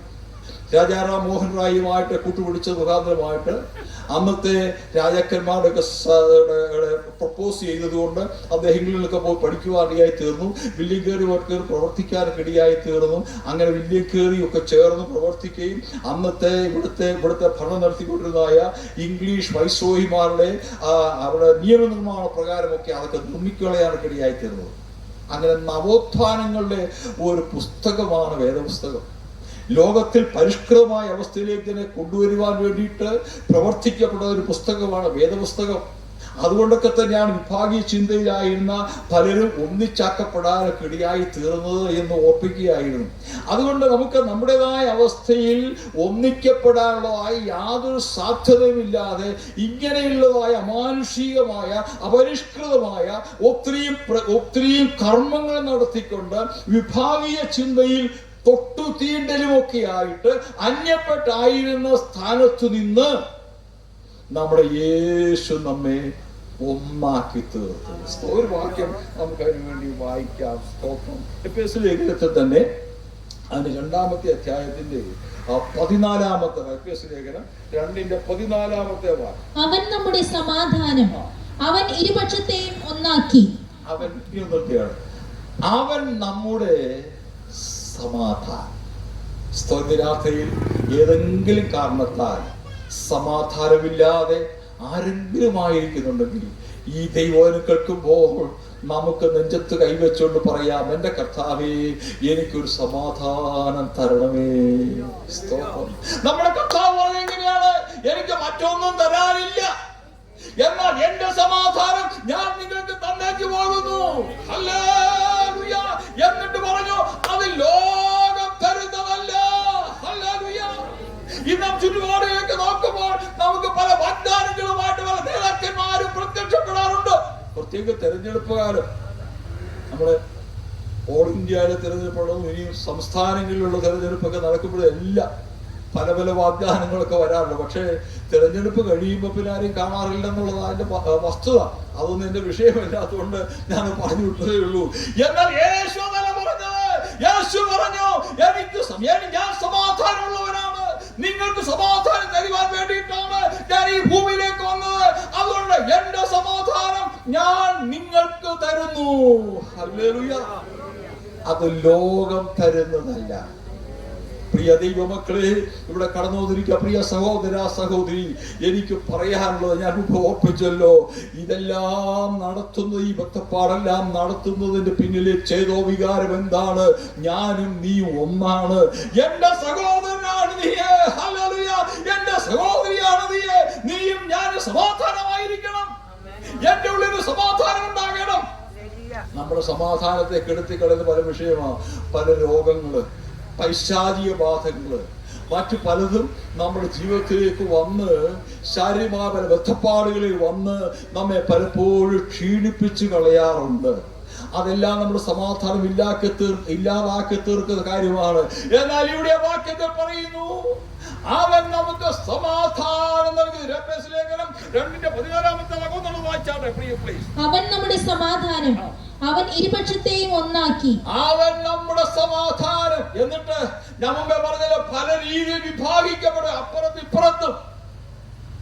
ചില വർഷങ്ങൾക്ക് മുമ്പാണ് ബെർലിൻ വാൾ ഇടിച്ചു കളഞ്ഞ കാര്യമൊക്കെ ചരിത്രത്തിൽ. അപ്പുറത്തും ഇപ്പുറത്തും ഒരേ രാജ്യക്കാരാണ് വിഭാഗിക്കപ്പെടുന്നതായിരുന്നു. ഇന്നും പലയിടത്തും നമ്മൾ വിഭാഗിക്കപ്പെട്ടിരിക്കുക. ഇന്ന് പ്രത്യേകിച്ച് നമ്മുടെ രാജ്യത്ത്, നമ്മുടെ ഈ കേരളത്തിൽ തന്നെ പലയിടത്തും വെച്ച് വീട് കണ്ടുപിടിക്കാൻ വലിയ പ്രയാസം. എല്ലായിടത്തും മതിൽക്കെട്ട് വെച്ച് ഇങ്ങനെ കെട്ടിത്തിരിച്ചിരിക്കുക. അതുകൊണ്ട് സ്വന്തം വീടുകൾ പോലും കണ്ടുപിടിക്കാൻ വലിയ പ്രയാസം. എൻ്റെ വളരെ പ്രിയപ്പെട്ട വീട്ടിലേക്ക് ചെന്ന് കയറാൻ വേണ്ടി ഞാൻ വളരെ പരിശ്രമിച്ചു, പലരും ചോദിച്ചു. ഓടിക്കളിച്ച് നടന്ന സമയത്ത് ഓടിച്ചെന്ന് കയറുന്ന വീടൊക്കെ ആയിരുന്നു. എൻ്റെ ഒരു കൊച്ചമ്മയുടെ വീടൊക്കെ ആയിരുന്നു. പക്ഷെ അവിടെയൊക്കെ മതിൽ കെട്ടി തിരിച്ചുകൊണ്ടിപ്പോൾ കാണാൻ പോയി. അങ്ങനെയൊക്കെ നമ്മളെല്ലാം വിഭാഗിക്കപ്പെട്ടവരാണ്. പല പക്ഷത്തായിരുന്നു, പല രീതിയിലൊക്കെയും ആയിരുന്ന സ്ഥാനത്ത് നിന്ന് ഇവിടെ പറയുകയാണ്, അവൻ നമ്മെ ഒരു പക്ഷക്കാരാക്കി തീർത്തു. എന്നാൽ 4-ാമത്തെ വാക്യം വായിച്ചാട്ടെ. 4-ാമത്തെ വാക്യം. കരുണാസമ്പന്നനായ ദൈവമോ, കരുണാസമ്പന്നനായ ദൈവമോ നമ്മെ സ്നേഹിച്ച, അവൻ നമ്മെ സ്നേഹിച്ചു. ഇന്ന് രാത്രിയിൽ അവിടെ ആയിരിക്കുമ്പോൾ സ്നേഹത്തിന്റെ കുറവ് നമ്മുടെ എല്ലാവരുടെയും പലരുടെയും ജീവിതത്തിലുണ്ട്. പലരോട് ഞാൻ സംസാരിക്കാറ്, പലരോടുമായിട്ട് പല രീതിയിലുള്ള പല വിവിധ ജീവിത കാര്യത്തെക്കുറിച്ച് ചോദിക്കാറും പറയാറും. പലയിടത്തും സ്നേഹത്തിന്റെ കുറവാണ്. മാതാവിനും പിതാവിനും തമ്മിൽ സ്നേഹമില്ല. മാതാപിതാക്കൾക്കും മക്കൾക്കും തമ്മിൽ സ്നേഹമില്ല. ഭാര്യ ഭർത്താക്കന്മാർക്ക് തമ്മിൽ സ്നേഹമില്ല. കുഞ്ഞുങ്ങളെ സ്നേഹിക്കാൻ പറ്റുന്നില്ല. കുഞ്ഞുങ്ങൾക്ക് മാതാപിതാവിനെ സ്നേഹിക്കാൻ പറ്റുന്നില്ല. ഇത് പകല് ഇവിടെ ഒരു മീറ്റിംഗ് ഉണ്ടായിരുന്നു. ആ മീറ്റിംഗ് വെച്ചിങ്ങനെ പറഞ്ഞു, ഇപ്പോഴത്തെ പല അഡിക്ഷൻ എന്താ MSDM അതൊക്കെ കയറി കഴിയുമ്പോഴത്തേക്ക് അത് പിന്നെയും അതിന്റെ ശക്തി പ്രാപിക്കാൻ വേണ്ടി പണം വേണം. അതിനുവേണ്ടി മാതാവിനെ പിടിച്ചു കുലുക്കി ഒടുവിൽ മാതാവിനെ കൊന്നുകളഞ്ഞെന്നൊക്കെ കേൾക്കാനിടയായി. എന്നാൽ ഇവിടെ പറയുന്നു, നമ്മുടെ യേശു നമ്മെ സ്നേഹിച്ചു. പ്രിയ ദൈവമേ, ഇവിടെ കണ്ടോടി എന്റെ പ്രിയ സഹോദര സഹോദരി, എന്റെ പ്രിയ കൂട്ടേ, എന്റെ പ്രിയ ചർച്ചക്കാരാ, എന്റെ സഹോദര, എന്റെ പ്രിയപ്പെട്ടവരെ, എനിക്ക് പറയാനുള്ളത്, യേശു നമ്മെ സ്നേഹിച്ചു. ഹല്ലേലൂയ. യേശു എന്നെ സ്നേഹിച്ചു. യേശു നമ്മെ ഓരോരുത്തരെയും സ്നേഹിച്ചു. സ്തോത്രം. ആ സ്നേഹം എങ്ങനെയാണെന്നുള്ള കാര്യമാണ് എനിക്ക് ഓർപ്പിച്ച് പറയുവാനുള്ളത്. നമ്മെ ഒന്നാക്കി തീർക്കുവാൻ വേണ്ടിയിട്ട് യേശു ഒന്നാമത്തെ കാര്യം, അവൻ നമ്മെ സ്നേഹിച്ചു. സ്തോത്രം. ഇന്ന് രാത്രിയിൽ ആരെങ്കിലും ഹൃദയവേദനയോടുകൂടെ സമാധാനത്തിന് വേണ്ടി, സ്നേഹത്തിന് വേണ്ടി കാക്ഷിക്കുന്നുണ്ടെങ്കിൽ, വാഞ്ചിക്കുന്നുണ്ടെങ്കിൽ, ഇതാ ഞാൻ ഒരുവനെ കാണിച്ചു തരുന്നു, യേശു എന്നത്. സ്തോത്രം, സ്തോത്രം. യേശു തന്റെ പരിശുശ്രൂഷയിൽ ഭൂമിയിലേക്ക് വന്ന ചരിത്രമൊക്കെ വിശുദ്ധ വേദപുസ്തകം ഓർപ്പിക്കുന്നുണ്ട്. പ്രത്യേകിച്ച് ആ സുവിശേഷങ്ങളിൽ, മത്തായി, മർക്കോസ്, ലൂക്കോസ്, യോഹന്നാന്റെ സുവിശേഷങ്ങളിൽ അവിടെ ഓർപ്പിക്കുന്നുണ്ട്. അന്നത്തെ കാലത്ത് പല രീതിയിൽ വിഭാഗിക്കപ്പെട്ടിരുന്ന എന്ന കാലയളവിൽ, ഒന്ന് കുഷ്ഠരോഗം പിടിച്ചത്. ഇന്നും നമുക്ക് നൂറിനാട്ട്, ഞങ്ങളുടെ വീടൊക്കെ അടുത്ത നൂറിനാട്ട് ഒരു കുഷ്ഠരോഗ കേന്ദ്രമുണ്ട്. അത് പ്രത്യേകമായി ഐസൊലേറ്റ് ചെയ്തിരിക്കുകയാണ്. അവിടെ കാർക്ക് പ്രവേശിക്കത്തില്ല. അവിടെ നാളെ പുറത്തിറക്കി വിടാനായിട്ട് അനുവദിക്കുന്നില്ല. യഹൂദന്മാരുടെ അന്നത്തെ പലസ്തീന്റെ ഭരണ സമയത്തും പല കുഷ്ഠരോഗികളും ഉണ്ടായിരുന്നു. എന്നാൽ യേശു അവരുടെ വീടുകളിലേക്ക് ചെന്ന് അവരെ തൊട്ട് സൗഖ്യമാണ്. പ്രിയ സഹോദര, പ്രിയപ്പെട്ടവരെ, പ്രിയ ദൈവമക്കളെ, ഇവിടെ എനിക്ക് എല്ലാവരും ഇത് രാത്രി ഞാൻ ഓർപ്പിക്കട്ടെ. ഇതിന് ഏത് പ്രയാസം, ഒരു പക്ഷേ നമ്മുടെ ചർച്ചക്കാരോ നമ്മുടെ സ്നേഹിതരോ, ഇവൻ ഞാൻ പറഞ്ഞു വന്നതുപോലെ ഒരു പക്ഷേ മാതാവോ പിതാവോ നമ്മുടെ സഹോദരങ്ങളോ നമ്മുടെ സ്വന്തക്കാരോ ചർച്ചക്കാരോ ഒരുപക്ഷെ നമ്മുടെ സഭാമക്കളോ അറിഞ്ഞില്ലായി വന്നേക്കാം. നാം വല്ലാത്ത വേദനയിൽ കൂടെ കടന്നുപോയേക്കാം. ഒരുപക്ഷെ മാരകമായ ഒരു രോഗാവസ്ഥയിൽ ആയിരുന്നേക്കാം. എന്നാൽ അതിന്റെ മധ്യത്തിൽ നിന്നെ കൈവിടാതെ നിന്റെ അടുത്ത് വന്ന്, നിന്റെ വീട്ടിൽ വന്ന്, ഹല്ലേലൂയ, അവന്റെ കരം കൊണ്ട് തൊടുന്ന ഒരു യേശു. ഹല്ലേലൂയ. ഇവിടെ നമ്മുടെ കഴിഞ്ഞ 2-3 വർഷങ്ങൾക്ക് കോവിഡ് വലിയ പ്രയാസമായിരുന്നു. ആരും തൊടരുത്, എല്ലാവരും മാസ്ക് ഒക്കെ കെട്ടിക്കൊണ്ട് വരണം, എല്ലാവരും എവിടെയെങ്കിലും പോയി കഴിഞ്ഞ് വന്നു കഴിഞ്ഞാൽ കുളിക്കണം, എവിടെയെങ്കിലും പോയി കഴിഞ്ഞ് തൊട്ടുപോയെങ്കിൽ ഉടനെ തന്നെ കയ്യെല്ലാം സാനിറ്റൈസ് ചെയ്യണം എന്നൊക്കെ പറഞ്ഞ് വലിയ പ്രശ്നമായിരുന്നു. പക്ഷെ അതൊക്കെ ചെയ്തെങ്കിൽ ഒത്തിരി പേര് മരിച്ചു. ഏതെങ്കിലും പനി വന്നാലും ഫ്ലൂ വന്നാലും ഒക്കെ മരിക്കുന്നു എന്നുള്ള കാര്യമൊക്കെ സത്യമാണ്.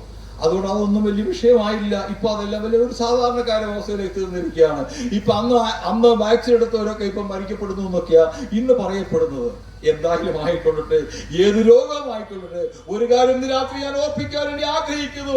യേശുവിടെ ആയിരുന്നപ്പോൾ നമ്മെ സ്നേഹിച്ചത് എങ്ങനെയാണെന്നുള്ള കാര്യം നമ്മൾ വായിച്ച വാക്യം, യേശു നമ്മെ സ്നേഹിച്ചു. ഇന്ന് രാത്രിയിൽ നമ്മെ സ്നേഹിക്കുന്ന ഒരു യേശു ഉണ്ട്. നമ്മുടെ ഭവനത്തിലേക്ക് ഇറങ്ങി വന്ന് നാം ഒരുപക്ഷെ സ്നേഹിക്കാൻ ആരുമില്ലല്ലോ എന്ന് വിചാരിച്ച്, ഒരുപക്ഷെ എന്റെ ഭർത്താവ് എന്നെ സ്നേഹിക്കുന്നില്ലല്ലോ, ഒരുപക്ഷെ എന്റെ ഭാര്യ എന്നെ സ്നേഹിക്കുന്നില്ലല്ലോ, എന്റെ മക്കൾ എന്നെ സ്നേഹിക്കുന്നില്ലല്ലോ, ഞാൻ പ്രായാധിക്യത്തിലൊക്കെയായി എന്നെ കരുതുവാൻ ആരുമില്ലല്ലോ എന്നൊക്കെ ഏതെങ്കിലും നീ വിചാരിക്കുന്നുണ്ടെങ്കിൽ അതൊക്കെ അവിടെ ഇരിക്കട്ടെ. അതൊക്കെ ഒരു ബ്രാക്കറ്റ് വെച്ചിട്ട് ഇന്ന് രാത്രിയിൽ പറയാം, എന്റെ യേശുവേ, നീ എന്നെ സ്നേഹിക്കുന്നതിനായി സ്തോത്രം. സ്തോത്രം ചെയ്താട്ടെ. ആ സ്നേഹം ലഭിക്കുവാൻ വേണ്ടിയിട്ട് യേശുവിനോട് സ്തോത്രം ചെയ്യാം. നിന്നെ സ്നേഹിക്കുന്ന യേശുണ്ട് പ്രിയപ്പെട്ടവരെ. ഹല്ലേലൂയ. അവൻ എന്നെ സ്നേഹിച്ചു.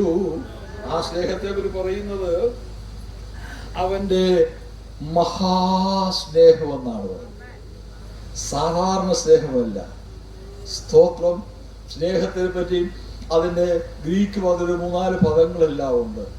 ഫിലെ എന്ന് പറയുന്ന ഒരു വാക്കാണ്. മാതാവ് സ്നേഹിക്കുന്ന പോലെയാണ്. ലോഗോ എന്ന് പറയുന്ന ഒരു സ്നേഹമുണ്ട്. അഗാപ്പെ എന്ന് പറയുന്ന ഒരു സ്നേഹമുണ്ട്.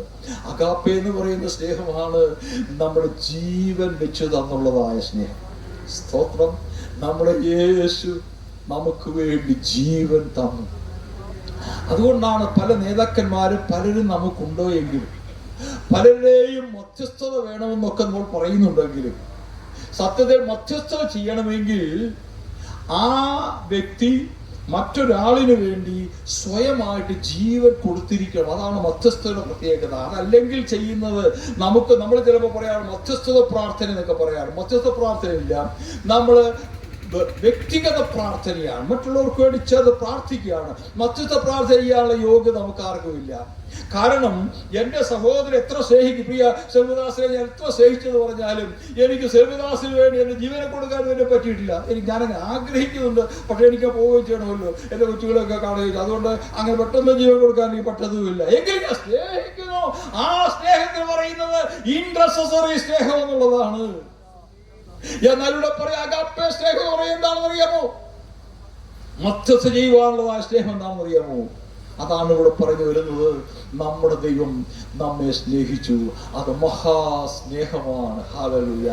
ഒരു പക്ഷേ അതിനെ കുറെ അൾട്ടിമേറ്റ് ആയിട്ട് ഇങ്ങനെ നമുക്ക് പറയാം, നമ്മൾ അവനെ സ്നേഹിച്ചില്ലെങ്കിൽ, ഇൻ കേസ് ഇവിടെ ഇരിക്കുന്നവരാരും അവനെ സ്നേഹിച്ചില്ലെങ്കിലും, പ്രിയപ്പെട്ടവരെ, അവൻ നമ്മളെ ഓരോരുത്തരെയും സ്നേഹിക്കുന്നു. ഇന്ന് രാത്രിയെ സ്നേഹത്തിന് വളവിലാണ് നാം ഓരോരുത്തരുമായിരിക്കുന്നത്. ഇന്ന് രാത്രി പല പ്രയാസങ്ങളിലും പ്രതികൂലങ്ങളിൽ നിന്നും നമ്മൾ വിടുവിക്കപ്പെടുവാതെയായി തീർന്നത് അവന്റെ സ്നേഹം കൊണ്ട് മാത്രമാണ് എന്ന കാര്യം അറിയുവാതെയാകട്ടെ. അതുകൊണ്ട് ഇന്ന് രാത്രി ഈ മീറ്റിംഗിന്റെ ഒക്കെ ഉദ്ദേശം, പ്രിയ ശ്രീദാസ് വാസോട് ചോദിച്ചു, ഇവിടെ വന്ന് മീറ്റിംഗ് നടത്തി ഇങ്ങനെയെല്ലാം കുറെ കാര്യങ്ങൾ ചെയ്തിട്ട് ഒരു പേരെടുക്കാൻ വേണ്ടിയിട്ടൊന്നുമല്ല. ഇതിന്റെ ഉദ്ദേശം ഇവിടെ യേശുവിനെ സ്നേഹിക്കുന്ന, യേശുവിനെ സ്നേഹിക്കപ്പെടുന്ന ഒരു കൂട്ടം ഉണ്ടാകും. എന്ന് മാത്രമേ ഞാൻ പറഞ്ഞു വിഷയം ഓർപ്പിക്കുന്നല്ലോ. ഒന്നായി ചേർക്കുവാൻ കൊള്ളാകുന്ന ഒരു കൂട്ടം ഉണ്ടാകുകയാണ്. എങ്ങനെയാണെന്ന് ചെയ്യേണ്ടത്? ദൈവവചനത്തെ വ്യവസ്ഥ പ്രകാരം ഒന്നാക്കപ്പെടുന്ന ഒരു കൂട്ടം ഇവിടെ ഉണ്ടാകണം. അതിനു വേണ്ടിയിട്ടാണ് ഈ ഒറ്റപ്പാടുകളെല്ലാം ചെയ്യുന്നത്.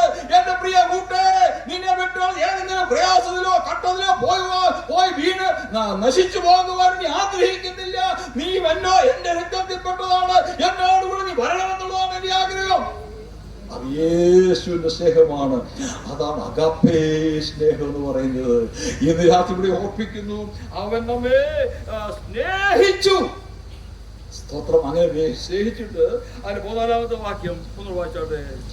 അവൻ നമ്മുടെ സമാധാനം, അവൻ ഇരുപക്ഷത്തെയും ഒന്നാക്കി, ചട്ടങ്ങളും കൽപ്പനകളുമായ ന്യായപ്രമാണം എന്ന ശത്രുത്വം തന്റെ ജഡത്താൽ നീക്കി വേർപാടിന്റെ നടുച്ചുവർ ഇടിച്ചു കളഞ്ഞു. ഒത്തിരി കാര്യമുണ്ട്, അത് നമുക്ക് ഒത്തിരി ചിന്തിച്ചു പോകാൻ പറ്റുന്നില്ല. ഈ പല വ്യവസ്ഥകൾ കൊണ്ട് നമുക്കെല്ലാം ഒത്തിരി വേർപെട്ട അവസ്ഥ ഉണ്ടായി. വേർപെട്ടവർ, അവിടെ ഒരാള് ഇവിടെ ഒരാള്, പല ഉച്ചനീചത്വങ്ങൾ കൊണ്ട് പല വ്യത്യാസങ്ങൾ. അതിന്റെ ഡീറ്റെയിൽസിലേക്കൊന്നും ഞാനിന്ന് പോകും, നമുക്കെല്ലാം മനസ്സിലാക്കാവുന്ന കാര്യമാണ്. പല രീതിയിൽ നമ്മൾ വേർപെട്ടവരായത്, വിഭാഗിക്കപ്പെട്ടവരായിരുന്നു. നമുക്ക് എല്ലായിടത്തും അറിയപ്പെടും. നമ്മൾ എല്ലായിടത്തും ഉണ്ടെന്ന് പറഞ്ഞാലും കുഴപ്പമില്ല, എല്ലാവരും ഒന്നാണെന്നൊക്കെ പറഞ്ഞു കഴിഞ്ഞാലും ഇന്നും പലയിടത്തും നിൽക്കുന്നതാണ് ഒരു ജാതി വ്യവസ്ഥ. അത് ഏറ്റവും മോശമായ കാര്യമാണ്. അതിന്റെ രീതിയിലാണ് പല കാര്യങ്ങൾ നമ്മൾ ചെയ്യുന്ന, തെരഞ്ഞെടുപ്പൊക്കെ നടത്തും, അതിന്റെ ഒക്കെ രീതിയിലാണ്. എന്നാൽ യേശു പറയുന്നു, അവൻ നമ്മുടെ സമാധാനമായിരുന്ന് അപ്രകാരമുള്ള എല്ലാ വേർപാടുകളെയും അവൻ മാറ്റി. ഇന്ന് രാത്രിയിൽ ഞാൻ ഓർപ്പിക്കട്ടെ, അവനത് മാറ്റിയിട്ട് നമ്മെ ഒന്നാക്കി തീർക്കുവാൻ വേണ്ടി ആഗ്രഹിക്കുന്നു. സ്തോത്രം. ഇത് ഒന്നാക്കി തീർത്തിട്ട് അത് രണ്ടാം അധ്യായത്തിന്റെ അതിന്റെ 10-ാമത്തെ വാക്യം ഒന്ന് വായിച്ചാൽ. നാം അവന്റെ കൈപ്പണിയായി സൽപ്രവൃത്തികൾക്കായിട്ട് ക്രിസ്തുയേശുവിൽ സൃഷ്ടിക്കപ്പെട്ടവരാകുന്നു. നാം ചെയ്തു പോരേണ്ടതിന് ദൈവം അവ മുന്നൊരുക്കിയിരിക്കുന്നു. 20-ാമത്തെ വാക്യത്തിൽ വായിച്ചായിരുന്നു. ക്രിസ്തുയേശു തന്നെ മൂലക്കല്ലായിരിക്കെ. ക്രിസ്തു ഇങ്ങനെയൊക്കെ ഉള്ളവരാണെന്നുള്ളത് അതിലൊക്കെ വിവരിക്കാൻ വേണ്ടി സമയം എടുക്കുന്നില്ല. നമ്മൾ ഇങ്ങനെയെല്ലാം പല രീതിയിലൊക്കെ അടുത്ത് വരേണ്ടവരായിരുന്നു. എന്തിനാണ് നമ്മൾ ഒന്നിച്ചായി തീരേണ്ടത്? നമ്മൾ ഒന്നിച്ചായി തീർന്നിട്ട് ഇവിടെ എല്ലാം ഒന്നിച്ചാക്കെന്ന് പറഞ്ഞിട്ട് ഇവിടെ എങ്ങനെ ആക്കാൻ വേണ്ടിയിട്ടല്ല. പൗലോസ്ലീഹ പിന്നെ വളരെ വ്യക്തമായി പറയുകയാണ്, ഒന്നിച്ചാക്കുന്നത് എങ്ങനെയാണ്, എന്തിനു വേണ്ടിയിട്ടാണെന്ന് പറഞ്ഞിട്ട് വരുന്നത്. നമ്മൾ ഒന്നിച്ചാക്കാന്നൊക്കെ പറഞ്ഞിട്ട് എവിടെയെങ്കിലും എങ്ങനെയെങ്കിലും ആക്കിയൊക്കെ പോകാൻ വേണ്ടിയിട്ടല്ല. പിന്നെയോ അവൻ നമ്മെ പണിതെടുക്കുവാൻ വേണ്ടി ആഗ്രഹിക്കുന്നു. അവിടെ മുമ്പ് ഞാൻ ആദ്യമേ പറഞ്ഞല്ലോ, ഒരു ശരീരം. മറ്റൊരു ഭാഗമാണ് ഇതൊരു സഭയുടെ കെട്ടിടമാണെന്ന പോലെ നമ്മൾ സാധാരണ പണിയുന്നതായ ഒരു കെട്ടിടത്തിന്റെ ഇഷ്ടികളൊക്കെ വെച്ച് പണിയുന്ന പോലെ. ഒന്ന് വായിച്ചാണ് വാക്യം. ക്രിസ്തുയേശു തന്നെ മൂലക്കല്ലായിരിക്കെ. ക്രിസ്തുയേശു എന്ന മൂലക്കൽ. ക്രിസ്തുയേശു ആണ് നമ്മുടെ അടിസ്ഥാനം. യേശുവാണ് നമ്മുടെ അടിസ്ഥാനം. നമ്മളെല്ലാവരും ഒന്നാക്കുവാൻ വേണ്ടിയിട്ട് എല്ലാവരും ഒന്നാക്കി എങ്ങനെയെങ്കിലും പോകാമെന്ന് വിചാരിക്കരുത്. യേശു എന്ന മൂലക്കല്ലിലായിരിക്കണം. അതിനെ പത്രോസ് പറയുന്നത് പലരും തള്ളിക്കളഞ്ഞതാണ് എങ്കിലും ആ കല്ലിന്ന് മൂലക്കല്ലായി തീർന്നു എന്നൊക്കെയാണ് പറഞ്ഞിരിക്കുന്നത്. യേശു വന്നപ്പോൾ പലരും യേശുവിനെ സ്വീകരിച്ചില്ല, യേശുവിനെ കൊന്നുകളയാൻ ഇടയായി തീർന്നു. അതൊക്കെ വലിയ വിവരിക്കപ്പെട്ട കാര്യമാണ്. എങ്കിലും ആ യേശുവിന്മേലാണ് നമ്മെ പണിയപ്പെടുന്നത് എന്ന് പറഞ്ഞാൽ നമ്മുടെ പണിയുടെ ഏറ്റവും അടിസ്ഥാന കല്ല് യേശുവാണ്. ഹല്ലേലൂയ. നമുക്ക് എവിടെങ്കിലും കൊണ്ടിട്ടേക്കല്ല പ്രിയപ്പെട്ടവനെ, എങ്ങനെയെങ്കിലും ആയിരിക്കുന്നവരല്ല. ഹല്ലേലൂയ. നമ്മെ യേശു മൂലക്കല്ലിന്മേൽ പിന്നീട് നിങ്ങളെ അപ്പോസ്തലന്മാരും പ്രവാചകന്മാര് എന്ന അടിസ്ഥാനത്തിന്മേൽ പണിതിരിക്കുന്നു. നിങ്ങളെയും നമ്മൾക്ക് അപ്പോസ്തലന്മാരെന്നും പ്രവാചകന്മാരെന്നും പറയുമ്പോഴത്തേക്ക് നമുക്കൊരു ചില ബഹുമാനവും താല്പര്യമൊക്കെയാണ്. പാസ്റ്റർമാരെന്ന് പറയുമ്പോൾ അച്ഛന്മാരെന്നൊക്കെ പറയുമ്പോഴത്തേക്ക് നമുക്കൊരു ബഹുമാനമൊക്കെയാണ്. എന്നാൽ അതുകൊണ്ട് അവരൊക്കെ വിഭാഗിക്കപ്പെടുകയല്ല. അവരുമൊക്കെ ആയിരിക്കുന്ന അടിസ്ഥാനത്തിന്മേൽ ഇതിങ്ങനെ പണിതു വരികയാണ്. ഈ ശലോമോൻ ആലയം പണിതപ്പോഴത്തേക്ക് ഒരു കാര്യം നമുക്ക് വായിക്കാനായിട്ട് മനസ്സിലാവും. അവിടെ ആലയം പണിയില് ലബാനോൻ വനത്തിൽ നിന്ന് ചന്ദനമരവും സർവമരവും ഒക്കെ കൊണ്ടുവന്ന് പണി നടത്തി എന്ന് പറഞ്ഞാൽ അതിന്റെ അർത്ഥം വളരെ മനോഹരമായ വൃക്ഷങ്ങളെല്ലാമാണ്. വളരെ സൗരഭ്യമുള്ളതായ വൃക്ഷങ്ങളൊക്കെ തന്നെയാണ്. പക്ഷെ ഇതെല്ലാം നിൽക്കുന്ന കാട്ടിലാണ്. അവിടുന്ന് അതെല്ലാം ചെത്തിയെടുത്തുകൊണ്ട് വന്ന് ആലയത്തിൽ ഇങ്ങനെ പണിതു എന്നാണ് ശലോമോൻ ആലയത്തെ പറ്റി ചരിത്രം പറയുന്നത്. എന്നതുപോലെ ഇന്ന് രാത്രിയിലൂടെ ഇരിക്കുന്നതായ പ്രിയപ്പെട്ടവരെ, നാം എല്ലാം പലയിടങ്ങളിൽ ആയിരുന്നവരാണ്. എന്നാൽ ഞാൻ ഓർപ്പിക്കട്ടെ, നാം ഓരോരുത്തരും ഓരോ ചന്ദനമരവും സർവമരവും ഒക്കെയാണ്, ദേവദാരും ഒക്കെയാണ് എന്ന കാര്യം മറന്നു പോകല്ലേ. ദേവദാരുവിനെ കുറിച്ച് സലമരത്തെ കുറിച്ചൊക്കെ ഒന്ന് വിവരിച്ചേക്കൊള്ളാന്ന് എനിക്ക് ആഗ്രഹമുണ്ട്. പക്ഷേ അതിലേക്ക് കടക്കുന്നില്ല. ഒരു വാക്ക് പറഞ്ഞു വിടുകയാണ്. ദേവദാരുവൊക്കെ വളരെ മനോഹരമായതായ വൃക്ഷങ്ങളൊക്കെയാണ് സലവൃക്ഷമെന്നും ചന്ദനമരം എന്ന് പറഞ്ഞാൽ നമുക്കറിയാമല്ലോ. നമ്മുടെ സാധാരണ ജീവിതത്തെ പലപ്പോഴും ചന്ദനമൊക്കെ അരച്ച് നമ്മളൊക്കെ വെക്കാറുള്ള തലവേദനയ്ക്ക് കൊള്ളാവുന്ന കാര്യമൊക്കെയാണ്. അതൊക്കെ ലബാനോൻ മനസ്സിലാണ് പറയപ്പെടുന്നത്. അതെല്ലാം കൂടെ കൊണ്ടുവന്നാണ് ആലയം പണി ചെയ്യുവാണ്ടിയായി തീർന്നത് എന്നാണ് ദൈവത്തെ ഓർപ്പിക്കുന്നത്. സ്തോത്രം. ആലയം പണിതു. അവിടെയാണ് യഹോവയായ ദൈവത്തെ തേജസ് ഇറങ്ങി വരുവാനിയായി. അതിന് പഴയ ചരിത്രത്തിലേക്ക് നോക്കുമ്പോൾ അവിടെ ദൈവത്തിൽ തേജസ് ഇറങ്ങി വരുവാനിയായി തീർന്നു. ശലോമോനോട് നിന്ന് സൂക്ഷിക്കുവാൻ കഴിയാത്ത രീതിയിൽ ദൈവത്തെ തേജസ് അവിടേക്ക് ഇറങ്ങി വന്നു. അവിടുത്തെ പുരോഹിതന്മാർ നിൽക്കുവാൻ കഴിഞ്ഞില്ല. വലിയ തേജസ് അവിടേക്ക് ഇറങ്ങി വരുവാനിയായി തീർന്നു എന്നുള്ള ചരിത്രഭാഗം ഓർപ്പിക്കുമ്പോൾ ഇന്ന് രാത്രിയിൽ നാം സഹോദരന്മാരായി ഒന്നിച്ചു ചേർക്കപ്പെടുകയുള്ള സർവമരങ്ങളായി, ചന്ദനമരങ്ങളായി, വിവിധയിടങ്ങളായി, വിവിധ ഇരുപക്ഷക്കാരായി വിഭാഗീയപ്പെട്ടവരായിരുന്ന അവസ്ഥയിൽ നിന്ന് നാം ഒന്നിച്ചു ചേർന്ന് ദൈവത്തെ മഹത്വപ്പെടുത്തി ആരാധിക്കുമ്പോൾ ദൈവം ഇറങ്ങി വന്ന് ഹല്ലേലൂയ. ഇന്ന് രാത്രി ആ സാന്നിധ്യം എനിക്ക് പ്രിയപ്പെടെല്ലാം അനുഭവിച്ച് അറിയുവാൻ ഇടയാകുമാറാകട്ടെ. ഹല്ലേലൂയ. സ്തോത്രം. ഇനി എങ്ങനെയാണ് നമ്മെ അവൻ ഇപ്രകാരം രൂപാന്തരപ്പെടുത്തുന്നത് എന്നുള്ള ഒന്നിട്ട് കാര്യങ്ങൾ പറഞ്ഞ് ഞാൻ എൻ്റെ വാക്കിനെ അവസാനിപ്പിക്കും. അതിന് വേണ്ടിയിട്ട് കൊലോസ്യ ലേഖനത്തെ ഒരു വാക്യം നമുക്ക് വായിക്കാം. സ്തോത്രം. കൊലോസ്യ ലേഖനം അതിന്റെ 3-ാമത്തെ അധ്യായത്തിന്റെ 4-ാമത്തെ വാക്യം നമുക്ക് വായിക്കാം. നമ്മുടെ ജീവനായ ക്രിസ്തു വെളിപ്പെടുമ്പോൾ നിങ്ങളും അവനോട് കൂടെ തേജസ്സിൽ വെളിപ്പെടും. നമ്മുടെ ജീവനായ ക്രിസ്തു വെളിപ്പെടുമ്പോൾ നിങ്ങളും അവനോടുകൂടെ തേജസ്സിൽ വെളിപ്പെടും എന്ന് പറഞ്ഞപ്പോൾ നമ്മളൊന്ന് മനസ്സിലാക്കും. നമ്മൾ യേശു തന്റെ പരിശുദ്ധ ശുശ്രൂഷയിലായി. ഒടുവിൽ യേശു തന്റെ ജീവിത അവസാനത്തിലേക്ക് വന്ന സമയം, തന്റെ ശുശ്രൂഷ അവസാനിച്ച സമയത്തേക്ക് വന്നപ്പോൾ നമുക്കറിയാവുന്ന കാര്യം ഇന്നലെ കർത്തദാസൻ വളരെ വിപുലമായിട്ട് വിവരിക്കുവാൻ വേണ്ടിയായിട്ട്, അതുകൊണ്ട് ഞാൻ അതിനെ കൂടെ വിവരിക്കുവാൻ വേണ്ടി ആഗ്രഹിക്കുന്നില്ല. ഒരു കാര്യം ഞാനിങ്ങനെ ഓർപ്പിക്കാം. യെശയ്യാ പ്രവചനം 52-ാമത്തെ 11-ാമത്തെ വാക്യം പറയുന്നൊരു വാക്യമുണ്ട്. അവനെ കണ്ടാൽ ആളല്ല എന്ന് തോന്നുമാറ് വിരൂപമായി തീർന്നു. ഇത് പറഞ്ഞാൽ യേശുവിനെ ക്രൂശിച്ചു. അനുവദിക്കുന്നില്ല, ഇന്നലെ നമ്മൾ കേട്ടതാണല്ലോ. എന്റെ സമയവും തീർന്നു. അവൻ മരിച്ചു എന്നറിഞ്ഞിട്ട് യോസേഫും നിക്കോദിമോസും കൂടെ കടന്നു എന്ന് അവൻ ശരീരം ഏറ്റുവാങ്ങി. ആ കുരിശിൽ നിന്ന് ആ പറ്റി ഉണങ്ങിയിരുന്നായ ആ പറ്റിപ്പിടിച്ചിരിക്കുന്ന ചോരയൊക്കെ ഒന്ന് പറിച്ചു കളഞ്ഞിട്ട് ഈ നിക്കോദിമോസും യോസഫും കൂടെ, എനിക്ക് വിചാരിക്കുകയാണ്, ഒരു കൊച്ചു കോവേടിയൊക്കെ എടുത്ത് അല്ലെങ്കിൽ ഒരു ഹൈ സ്റ്റൂളോ ചെയറോ ഒക്കെ എടുത്ത് ആ യേശുവിൻ്റെ ശരീരം, ആ രക്തം വാർന്നൊലിച്ച് ഒരു വല്ലാതെ ആയി തീർന്നിരിക്കുന്ന ആ ശരീരം എന്ന് പറഞ്ഞാൽ അടിച്ചു മുറിവേൽപ്പിച്ചത് കൊണ്ട് അതിന്റെ മാംസങ്ങളെല്ലാം പറിക്കപ്പെട്ടിരിക്കുന്നതായ ആ ശരീരം, കീറിമുറിക്കപ്പെട്ടിരുന്നതായ ആ ശരീരം സ്വന്തത്തോളിൽ ചാരിക്കൊണ്ട് അവൻ ഇറങ്ങി വന്നതായൊരു ഭാഗം നമ്മൾ നിക്കോദിമോസും യോസഫുമുണ്ട്. അവനെ കണ്ടിട്ട് യെശയ്യാ പ്രവാചകൻ 84-ാം അധ്യായത്തിൽ പറഞ്ഞിരിക്കുന്നത്, അവനെ കണ്ടാൽ ആളല്ല എന്ന് തോന്നുമാറുന്ന. അവനെ കണ്ട് ഒരു രൂപവും പറയുവാനില്ല. കാരണം അവന്റെ മുഖമെല്ലാം കീറപ്പെട്ടു, ശരീരമെല്ലാം കീറപ്പെട്ടു, ഒരു രൂപവും പറയുവാനില്ല. ഒരു പക്ഷേ നമുക്കിങ്ങനെ അവരുടെ രീതിയും അനുസരിച്ചാണെങ്കിൽ ആ ശരീരം മുഴുവൻ അവരുടെ റൂമാല് കൊണ്ട് പുറമെ ആരും കാണാൻ കഴിയാത്ത രീതി പൊതിഞ്ഞു കെട്ടി തുറന്ന് കാണിക്കാൻ പറ്റത്തില്ല. നമുക്കറിയാമല്ലോ, വല്ല ആക്സിഡന്റ് ഇവിടെ എല്ലാം തകർന്നെടുക്കുന്നത് ആരും കാണിക്കാൻ പറ്റത്തില്ല എന്ന പോലെ യേശുവിനെ മുഖം കാണുവാൻ വളരെ വികൃതമായി തീർന്നു.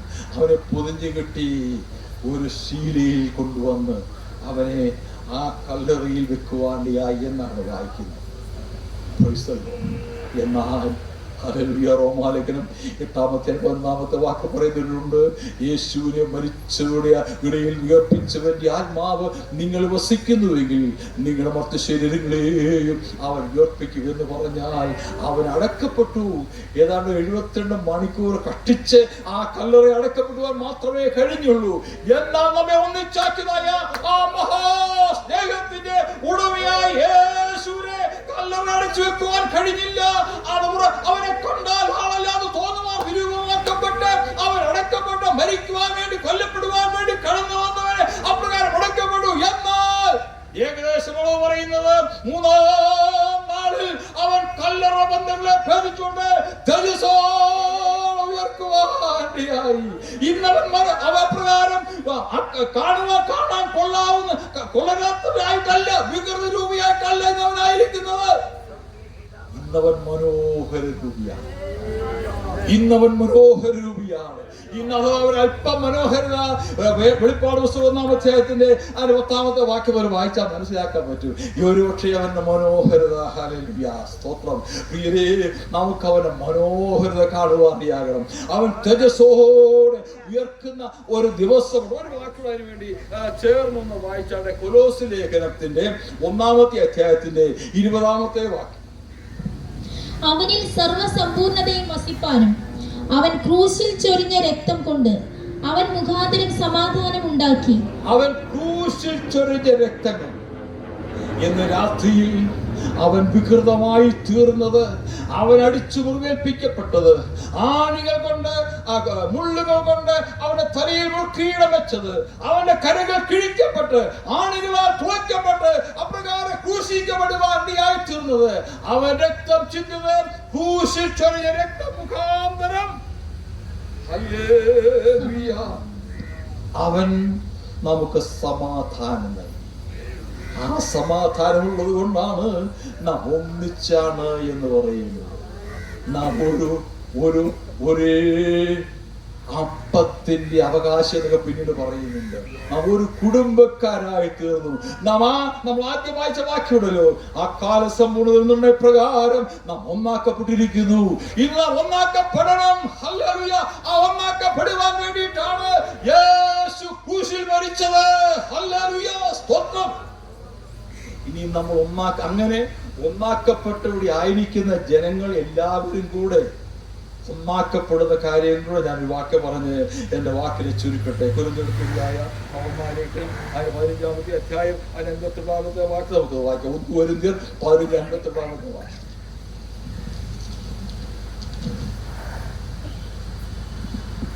ഞാനൊരു മർമ്മം നിങ്ങളോട് പറയാം, നാം എല്ലാവരും നിദ്ര കൊള്ളുകയില്ല, എന്നാൽ അന്ത്യകാഹളനാദത്തിങ്കൽ അതൊരു പ്രത്യേക പദപ്രയോഗം, അത് വിവരിക്കാൻ ഇന്ന് സമയം എടുക്കുന്നില്ല. ഒരു അന്ത്യകാഹളം കേൾക്കുവാൻ പോവുകയാണ്.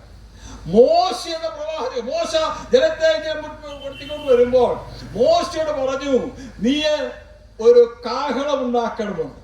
സ്തോത്രം. അത് ഗംഭീര ധ്വനിയുള്ള കാഹളമുണ്ട്, സാധാരണ കാഹളം. ഇതൊക്കെ അതിന്റെ ശബ്ദം കേൾക്കുമ്പോഴേ അവർക്കറിയാം പഴയ ചരിത്രം എങ്ങനെ. അവരുടെ യാത്രയ്ക്ക് വേണ്ടിയിട്ട് അവർ ഒന്നിച്ചു കൂടാൻ വേണ്ടിയിട്ട്, യാത്ര പുറപ്പെടാൻ വേണ്ടിയിട്ട്, അവിടുത്തെ നേതാക്കന്മാർ ഒന്നിച്ചു വരാൻ വേണ്ടിയിട്ട് ചില കാഹളം എന്ന് പറയാം. സംഖ്യാപുസ്തകം 10-ാം അധ്യായം വരുന്നതൊക്കെ പറഞ്ഞിട്ടുണ്ട്. അവരെല്ലാവരും ഒന്നിച്ച് ആ കാഹളം കൂടുമ്പോൾ അവരെല്ലാം ഒന്നിച്ചു കൂടുകയൊക്കെ ചെയ്യുന്നത് ഒരു ഭാഗത്ത്. എന്നാൽ ഇവിടെ പറഞ്ഞിരിക്കുന്നത് വേറൊരു രീതിയിലാണ്. അന്ത്യകാഹളനാദത്തിങ്കൽ ഹല്ലേലൂയ, ഒരു വലിയ കാഹളം ഊതുവാൻ പോവുകയാണ്. ആ കാഹളനാദത്തിങ്കൽ അടുത്ത പദം പെട്ടെന്ന് കണ്ണുവയ്ക്കുന്നിടയിൽ, പെട്ടെന്ന് ആ കാഹളം ഊതുമ്പോൾ ഹല്ലേലൂയ, അത് സാധാരണക്കാരും ഊതുന്നത്. അന്ന് ആ കാഹളം ഊതുവാൻ പറഞ്ഞത് പുരോഹിതന്മാരായിരുന്നു പഴയ കാലം, അവിടെ യാത്ര. എന്നാൽ ഇന്ന് കാഹളം ഊതുന്നത്, കാഹളം ഊതുവാൻ പോകുന്ന നമ്മുടെ ദൈവമാണ്. ആ ദൈവം പറഞ്ഞിട്ടാണ് സംഭവിക്കാൻ. കാഹളം അതെല്ലാം ദൈവം മാത്രമേ അറിയുന്നുള്ളൂ. ഇവിടെ നിന്ന് പലരും പറയാറുണ്ട്, ഇന്ന മാസം ഇത്രാം തീയതി ഒക്കെ കാഹളം ധരിക്കില്ല, അതൊന്നും സംഭവിക്കത്തില്ല. ദൈവം അങ്ങനെയല്ല പറയുന്നത്, ദൈവം മാത്രം അറിയുന്നു എന്ന് പറഞ്ഞാൽ നമ്മളൊക്കെ പത്രോസിനോട് ചേർന്ന് പറഞ്ഞാൽ വലിയ ഫലമായി തീരുവാൻ വേണ്ടി ദൈവം ആഗ്രഹിക്കാൻ നമ്മളെ സാധാരണ ഫലമായിട്ട് നാം പറ്റുന്നില്ല. നമ്മളെ വലിയ കൃഷിക്കാരൻ തന്റെ കൃഷിയുടെ നല്ല മനോഹരമായ വലിയ ഫലമായി തീരുവാൻ ആഗ്രഹിക്കുന്നവരെ പത്രോസ് 1-ാമത്തെ വാക്യം പറയുന്നുണ്ട്. അങ്ങനെ വലിയ ഫലമായി തീരുവാൻ വേണ്ടി നമ്മെ കർത്താവ് ആഗ്രഹിക്കുന്നു. നമ്മളും രക്ഷിക്കപ്പെട്ട് പരിശുദ്ധാത്മാവിനെ പ്രയോഗിച്ച് കർത്താവിന് വേണ്ടി കാത്തിരിക്കുന്ന പ്രിയപ്പെട്ടവരെ കുറിച്ച് പറയുകയാണ്. നമ്മൾ ഒന്നുകൂടെ ഒന്ന് പരിശോധിക്കണം. ഞാൻ എന്റെ കർത്താവ് ആഗ്രഹിക്കുന്ന പോലെ വലിയ ഫലമായി തീർന്നിട്ടുണ്ടോ എന്ന്. അതുകൊണ്ട് കൂടിയാണ് കർത്താവ് ഒരുപാട് താമസിക്കുന്നത്. സ്തോത്രം. ഹല്ലേലൂയ. ആ കാഹളം ധ്വനിക്കും. കാഹളം ധ്വനിക്കുമ്പോൾ മരിച്ചുപോയ അനേകർ, 2 പദം അവിടെ പറഞ്ഞിട്ടുണ്ട്, പെട്ടെന്ന് കണ്ണിമയ്ക്കുന്നിടയിൽ. ഇത് വളരെ പെട്ടെന്ന് സംഭവിക്കുന്ന കാര്യമാണ്. നമുക്ക് വെയിറ്റ് ചെയ്യാൻ പറ്റത്തില്ല. നാം ഒന്നാക്കപ്പെടുവാൻ പോവുകയാണ്. ഇപ്പോൾ നമ്മൾ ഒന്നാക്കപ്പെട്ടെങ്കിലും ഭൗതികമായ ഈ ശരീരത്തിലായതുകൊണ്ട് നമ്മൾ ഭവനങ്ങളിലേക്ക് പോയെങ്കിലേ പറ്റുകയുള്ളൂ. ഒന്നാക്കപ്പെട്ടവർ ഒന്നിച്ച് വേണമെങ്കിൽ ആരാധിക്കാൻ പറ്റുമായിരിക്കും. നമുക്ക് ഒന്നിച്ച് ആരാധിക്കണം. ഇവിടെ ഒരു സഭയുണ്ട്, ഇവിടുത്തെ ഗ്രേസ് അസംബ്ലി ഓഫ് ഗോഡ്, മേനാകുള്ള ഗ്രേസ് അസംബ്ലി ഓഫ് ഗോഡില് മറ്റെങ്കിലും പോകാത്തവർക്ക് അവിടെ കടന്നു ആരാധിക്കുവാനോട് ഒരുങ്ങണം. നാളത്തെ സഭായോഗം മറ്റൊരു പോകുന്നവരവിടെ പോവുകയും ചെയ്യണം. അവിടെ ഒരു ദൈവത്തോട് ആരാധിക്കണം. ഒന്നിച്ച് ആയിരിക്കണം. ഒരു വ്യവസ്ഥയോട് ചിന്തയോടുകൂടി ആയിരിക്കണം. എന്നാൽ അവിടെ എവിടെയായി കർത്താവിനെ ആരാധിക്കുന്നതായ വിശുദ്ധന്മാരെല്ലാം അവരും കൂടെ അന്ത്യകാലം ധരിക്കുമ്പോൾ പെട്ടെന്ന് കണ്ണുവെക്കുന്നതായി നാം എല്ലാവരും രൂപാന്തരം പ്രാപിക്കും. മരിച്ചവർ ഉയർത്തെഴുന്നേൽക്കും. ജീവനോടിരിക്കുന്നവർ രൂപാന്തര ശരീരികളാകും. തെസ്സലോനിക്ക ലേഖനം 4-ാം അധ്യായം അതിന്റെ 16-ാമത്തെ വാക്യത്തിൽ ഇങ്ങനെയൊക്കെയാ പറഞ്ഞിരിക്കുന്നത്: കർത്താവ് താൻ ഗംഭീരനാഥത്തോടും പ്രധാന ശബ്ദത്തോടും ദൈവത്തിന്റെ കാരണത്തോടും കൂടെ അവൻ സ്വർഗത്തിൽ നിറങ്ങി വരും. Praise the Lord. കർത്താവ് വരുന്നതിന്റെ 2 ആമുഖങ്ങളുണ്ട്. അതൊരു വലിയ വിഷയമാണ്. ദൈവം അനുവദിച്ച ഒരു പക്ഷേ നാളെ കർത്താവ് അവൻ പറയുന്നതായ കർത്താവിന്റെ ദാസൻ സാധാരണ അതൊക്കെ ഓർക്കാറുണ്ട്. അതുകൊണ്ട് ഞാൻ ആ വിഷയത്തിൽ ഇന്ന് കടക്കുന്നില്ല. എന്നാൽ അവൻ ആകാശമേഖല കടന്നു വരുന്ന ദിവസമുണ്ട്. അതിനെ എല്ലാവരും കാണത്തക്കവണ്ണമല്ല. അതുകൊണ്ട് ചിലരൊക്കെ നമ്മളൊക്കെ പറഞ്ഞു പഠിപ്പിക്കാറുണ്ട്, രഹസ്യ വരവ് എന്നൊക്കെ പറയാറുണ്ട്. രഹസ്യത്തിൽ നിന്ന് വരുന്നത് പക്ഷെ എല്ലാവരും കാണത്തില്ലെന്നുള്ള അർത്ഥമുള്ളൂ. അത് ചില കാര്യം പറഞ്ഞിട്ടുണ്ട്, കള്ളനെ പോലെ വരും എന്നൊക്കെ പറഞ്ഞിട്ടുണ്ട്. എന്ന് പറഞ്ഞാൽ കള്ളനായിട്ടല്ലേ വരുന്നത്. കള്ളന്മാർ വരുന്നത് ഇവിടുത്തെ നമ്മുടെ ഈർക്കലിയും മുള്ളൊക്കെ എടുക്കാനല്ലേ. ഏറ്റവും വിലയേറിയ കാര്യത്തെ മുട്ടിക്കൊണ്ട് പോകാനല്ലേ കള്ളം വരുന്നത് എന്നതിനെയാണ് അർത്ഥം. വിലയേറിയാക്കപ്പെട്ടിരിക്കുന്നതായ ഒന്നാക്കപ്പെട്ടതായ നമ്മൾ വായിച്ച നമ്മൾ ചിന്തിച്ചു പദമുണ്ടല്ലോ, കാലസമ്പൂർണ്ണതയിലെ വ്യവസ്ഥ പ്രകാരം ഒന്നാക്കപ്പെടണം. അങ്ങനെ ഒന്നാക്കപ്പെട്ട വിശുദ്ധന്മാരായി പ്രത്യാശയോടെ ആത്മാവിനെ പ്രാപിച്ച് കാത്തിരിക്കുന്നതായ ദൈവത്തെ കേൾക്കുവാൻ വേണ്ടി ചേർക്കുവാൻ വേണ്ടി നമ്മുടെ കർത്താവ് വരും. Hallelujah, hallelujah. എന്നാൽ എല്ലാവർക്കും കാണാൻ പറ്റത്തില്ല. കാണാൻ പറ്റണമെങ്കിൽ റോമാലേഖനം 8-ാം അധ്യായത്തിന്റെ 4-5 വാക്യം പറഞ്ഞൊരു വാക്യമുണ്ട്: അവന്റെ മരണത്തോട് പങ്കാളികളായവർക്ക് മാത്രമേ അവന് പുനരുത്ഥാനം പ്രാപിക്കുവാൻ കഴിയുള്ളൂ. എല്ലാവർക്കും പറ്റില്ല. ഹല്ലേലൂയ. ആ യേശു ക്രൂശിൽ മരിച്ച കാര്യം നമ്മൾ കേട്ടല്ലോ പ്രിയരെ. ആ ക്രൂശിന് മരണം എനിക്ക് വേണ്ടിയിട്ടാണ്. പാപിയായിരുന്ന എന്നെ ഒരു ദൈവവൈദ്യനാക്കുവാൻ വേണ്ടിയിട്ടാണ് എൻ്റെ യേശു മരിച്ചത് എന്ന് ഞാൻ അറിഞ്ഞ് വിശ്വസിച്ച് അത് ഏറ്റെടുക്കണം. അങ്ങ് ഏറ്റെടുത്തു എന്നുള്ളതിൻ്റെ ഒരു അടയാളമാണ് സ്നാനപ്പെടുക എന്ന് പറഞ്ഞത്. ഞാൻ ആദ്യമേ ഓർപ്പിച്ചല്ലോ, അപ്പോസ്തലർ 4-ാം അധ്യായം 12-ാമത്തെ വാക്യം, നാം രക്ഷിക്കപ്പെടണം. രക്ഷിക്കപ്പെടുവാൻ ഈ ഭൂമിയിൽ തന്നെ ഒരൊറ്റ നാമമേ ഉള്ളൂ. ആ യേശുവിനെ ഏറ്റുപറയണം. അവനെ രക്ഷകനായിട്ട് സ്വീകരിച്ചിട്ട് ഈ യേശു മരിച്ച് എനിക്ക് വേണ്ടിയിട്ടാണ്, നമ്മൾ എന്നെ ഒന്നാക്കുവാൻ വേണ്ടിയിട്ട് അനേക കർത്തൃദാസന്മാർ, അപ്പോസ്തലന്മാർ, പ്രവാചകന്മാരോടുകൂടെ ഒന്നിച്ചാക്കി പണിയുവാൻ വേണ്ടിയിട്ടാണ് യേശു മരിച്ചത് ഏറ്റുപറഞ്ഞ് അത് വിശ്വസിച്ച് ഏറ്റുപറഞ്ഞ് പിതാവിന്റെ പുത്രന്റെ പരിശുദ്ധാത്മാവിന്റെ നാമത്തിൽ സ്നാനപ്പെടണം. സ്നാനം ഒരു ഈസി കാര്യമാണ്. പക്ഷെ പറയുന്നത് എടുക്കാൻ വലിയ പാടാം. വെള്ളത്തിൽ കടന്നു വെള്ളത്തിൽ മുങ്ങണം. മുങ്ങി തന്നെ തളിച്ചാൽ പറ്റത്തില്ല. മുങ്ങണമെന്ന് തന്നെയാണ് പറയുന്നത്. പല വാക്കുകൾ അങ്ങനെയാണ് പറഞ്ഞിരിക്കുന്നത്. അങ്ങനെ സ്നാനപ്പെട്ട് ആത്മാഭിഷേകം പ്രാപിച്ച് വിശുദ്ധിയോടെ കാത്തിരിക്കുന്നതായ ദൈവമക്കളെ ചേർക്കുവാൻ ആകാശമേഘങ്ങളിൽ നമ്മുടെ കർത്താവ് വരും. Praise the Lord, praise the Lord, hallelujah. ഇന്ന് രാത്രിയിൽ അതിൻ്റെ ദിവസമായിരിക്കട്ടെ. ആകാശമേഖലകൾ കടന്നു വരുമ്പോൾ നമ്മെ ഒന്നാക്കി ചേർക്കുന്നതിന് ഏറ്റവും ഒടുവിലത്തെ പ്രക്രിയയും അവിടെ നടക്കുവാൻ തീരും. അന്ന് നാം ഒരുമിച്ച് കർത്താവിനോടുകൂടെ ആകാശമേഘങ്ങളിൽ കടന്നു പോകുവാൻ, സ്വർഗോന്നതങ്ങളിലേക്ക് പിതാവിൻ്റെ സന്നിധിയിലേക്ക് നമ്മെ കൊണ്ടുവന്ന് പ്രസന്റ് ചെയ്യുന്നതായ ഒരു ദിവസം നമ്മുടെ മുമ്പിലുണ്ട്. ഇന്ന് രാത്രിയിൽ നാം അതിന് താല്പര്യപ്പെടുന്നുണ്ട്. ഹല്ലേലൂയ. ഒരു പ്രത്യാശയുടെ ഗാനം ചേർന്ന് പാടാം. അതേ സമയത്ത് പ്രത്യേകമായി പ്രാർത്ഥന ആവശ്യമുള്ളവർക്ക് മുന്നോട്ട് കടന്നു വരാം. അതേ സമയത്ത് തന്നെ നമുക്കൊന്ന് പറയാം, എന്നെ സ്നേഹിച്ച ഒരു യേശു. എന്നെ അനേക അപ്പോസ്തലന്മാര് നമ്മുടെ വേദപുസ്തകത്തിൽ പറയുന്ന പല അപ്പോസ്തലന്മാരുണ്ടല്ലോ. പത്രോസ്, പൗലോസ്, യാക്കോബ്, യോഹന്നാന് മുതലായ അപ്പോസ്തലന്മാരെല്ലാം നമുക്കുണ്ട്. യേശുവിനോട് കൂടി യാത്ര ചെയ്ത അപ്പോസ്തലന്മാരെല്ലാം ഉണ്ട്. അവരോടൊന്നിച്ച് നമ്മെയും പണിയപ്പെടുവാൻ ആഗ്രഹിക്കുകയാണ്. എന്നെയും പണിയണമേ എന്ന് ആഗ്രഹിക്കുന്നവരാരെങ്കിലും ഉണ്ടെങ്കിൽ നിങ്ങളുടെ മലങ്കരത്തെ ഒന്ന് ഉയർത്തിയാട്ടെ. ഞങ്ങൾ നമുക്കൊന്നിച്ച് പ്രാർത്ഥിക്കാം. ഇന്ന് രാത്രി പുതുതായി ആരെങ്കിലും തീരുമാനമെടുക്കുന്നുണ്ടെങ്കിൽ അവർക്ക് വേണ്ടി പ്രത്യേകം പ്രാർത്ഥിക്കാം. അസമാധാനത്തിലായിരിക്കുന്നുവെങ്കിൽ, ഏതെങ്കിലും വേദനയുടെ ആയിരിക്കുന്നുവെങ്കിൽ, രോഗത്തിന് ബന്ധനത്തിലായിരിക്കുന്നുവെങ്കിൽ ഇന്ന് രാത്രി യേശുവിനെ സൗഖ്യമാക്കും. പ്രിയ സഹോദര സഹോദരി, നമുക്കൊന്നിച്ച് പ്രാർത്ഥിക്കാം. നമുക്ക് എഴുന്നേറ്റ് നിന്ന് പ്രത്യാശയുടെ ഗാനം പാടി അല്പസമയം കർത്താവിനെ ആരാധിക്കാം. അതേ സമയത്ത് പ്രാർത്ഥന ആവശ്യമുള്ളവർക്ക് മുന്നോട്ട് കടന്നു വരാം. ഞങ്ങൾ നിങ്ങൾക്ക് വേണ്ടി പ്രാർത്ഥിക്കും. നമ്മുടെ കർത്താവ് സൗഖ്യമാക്കും.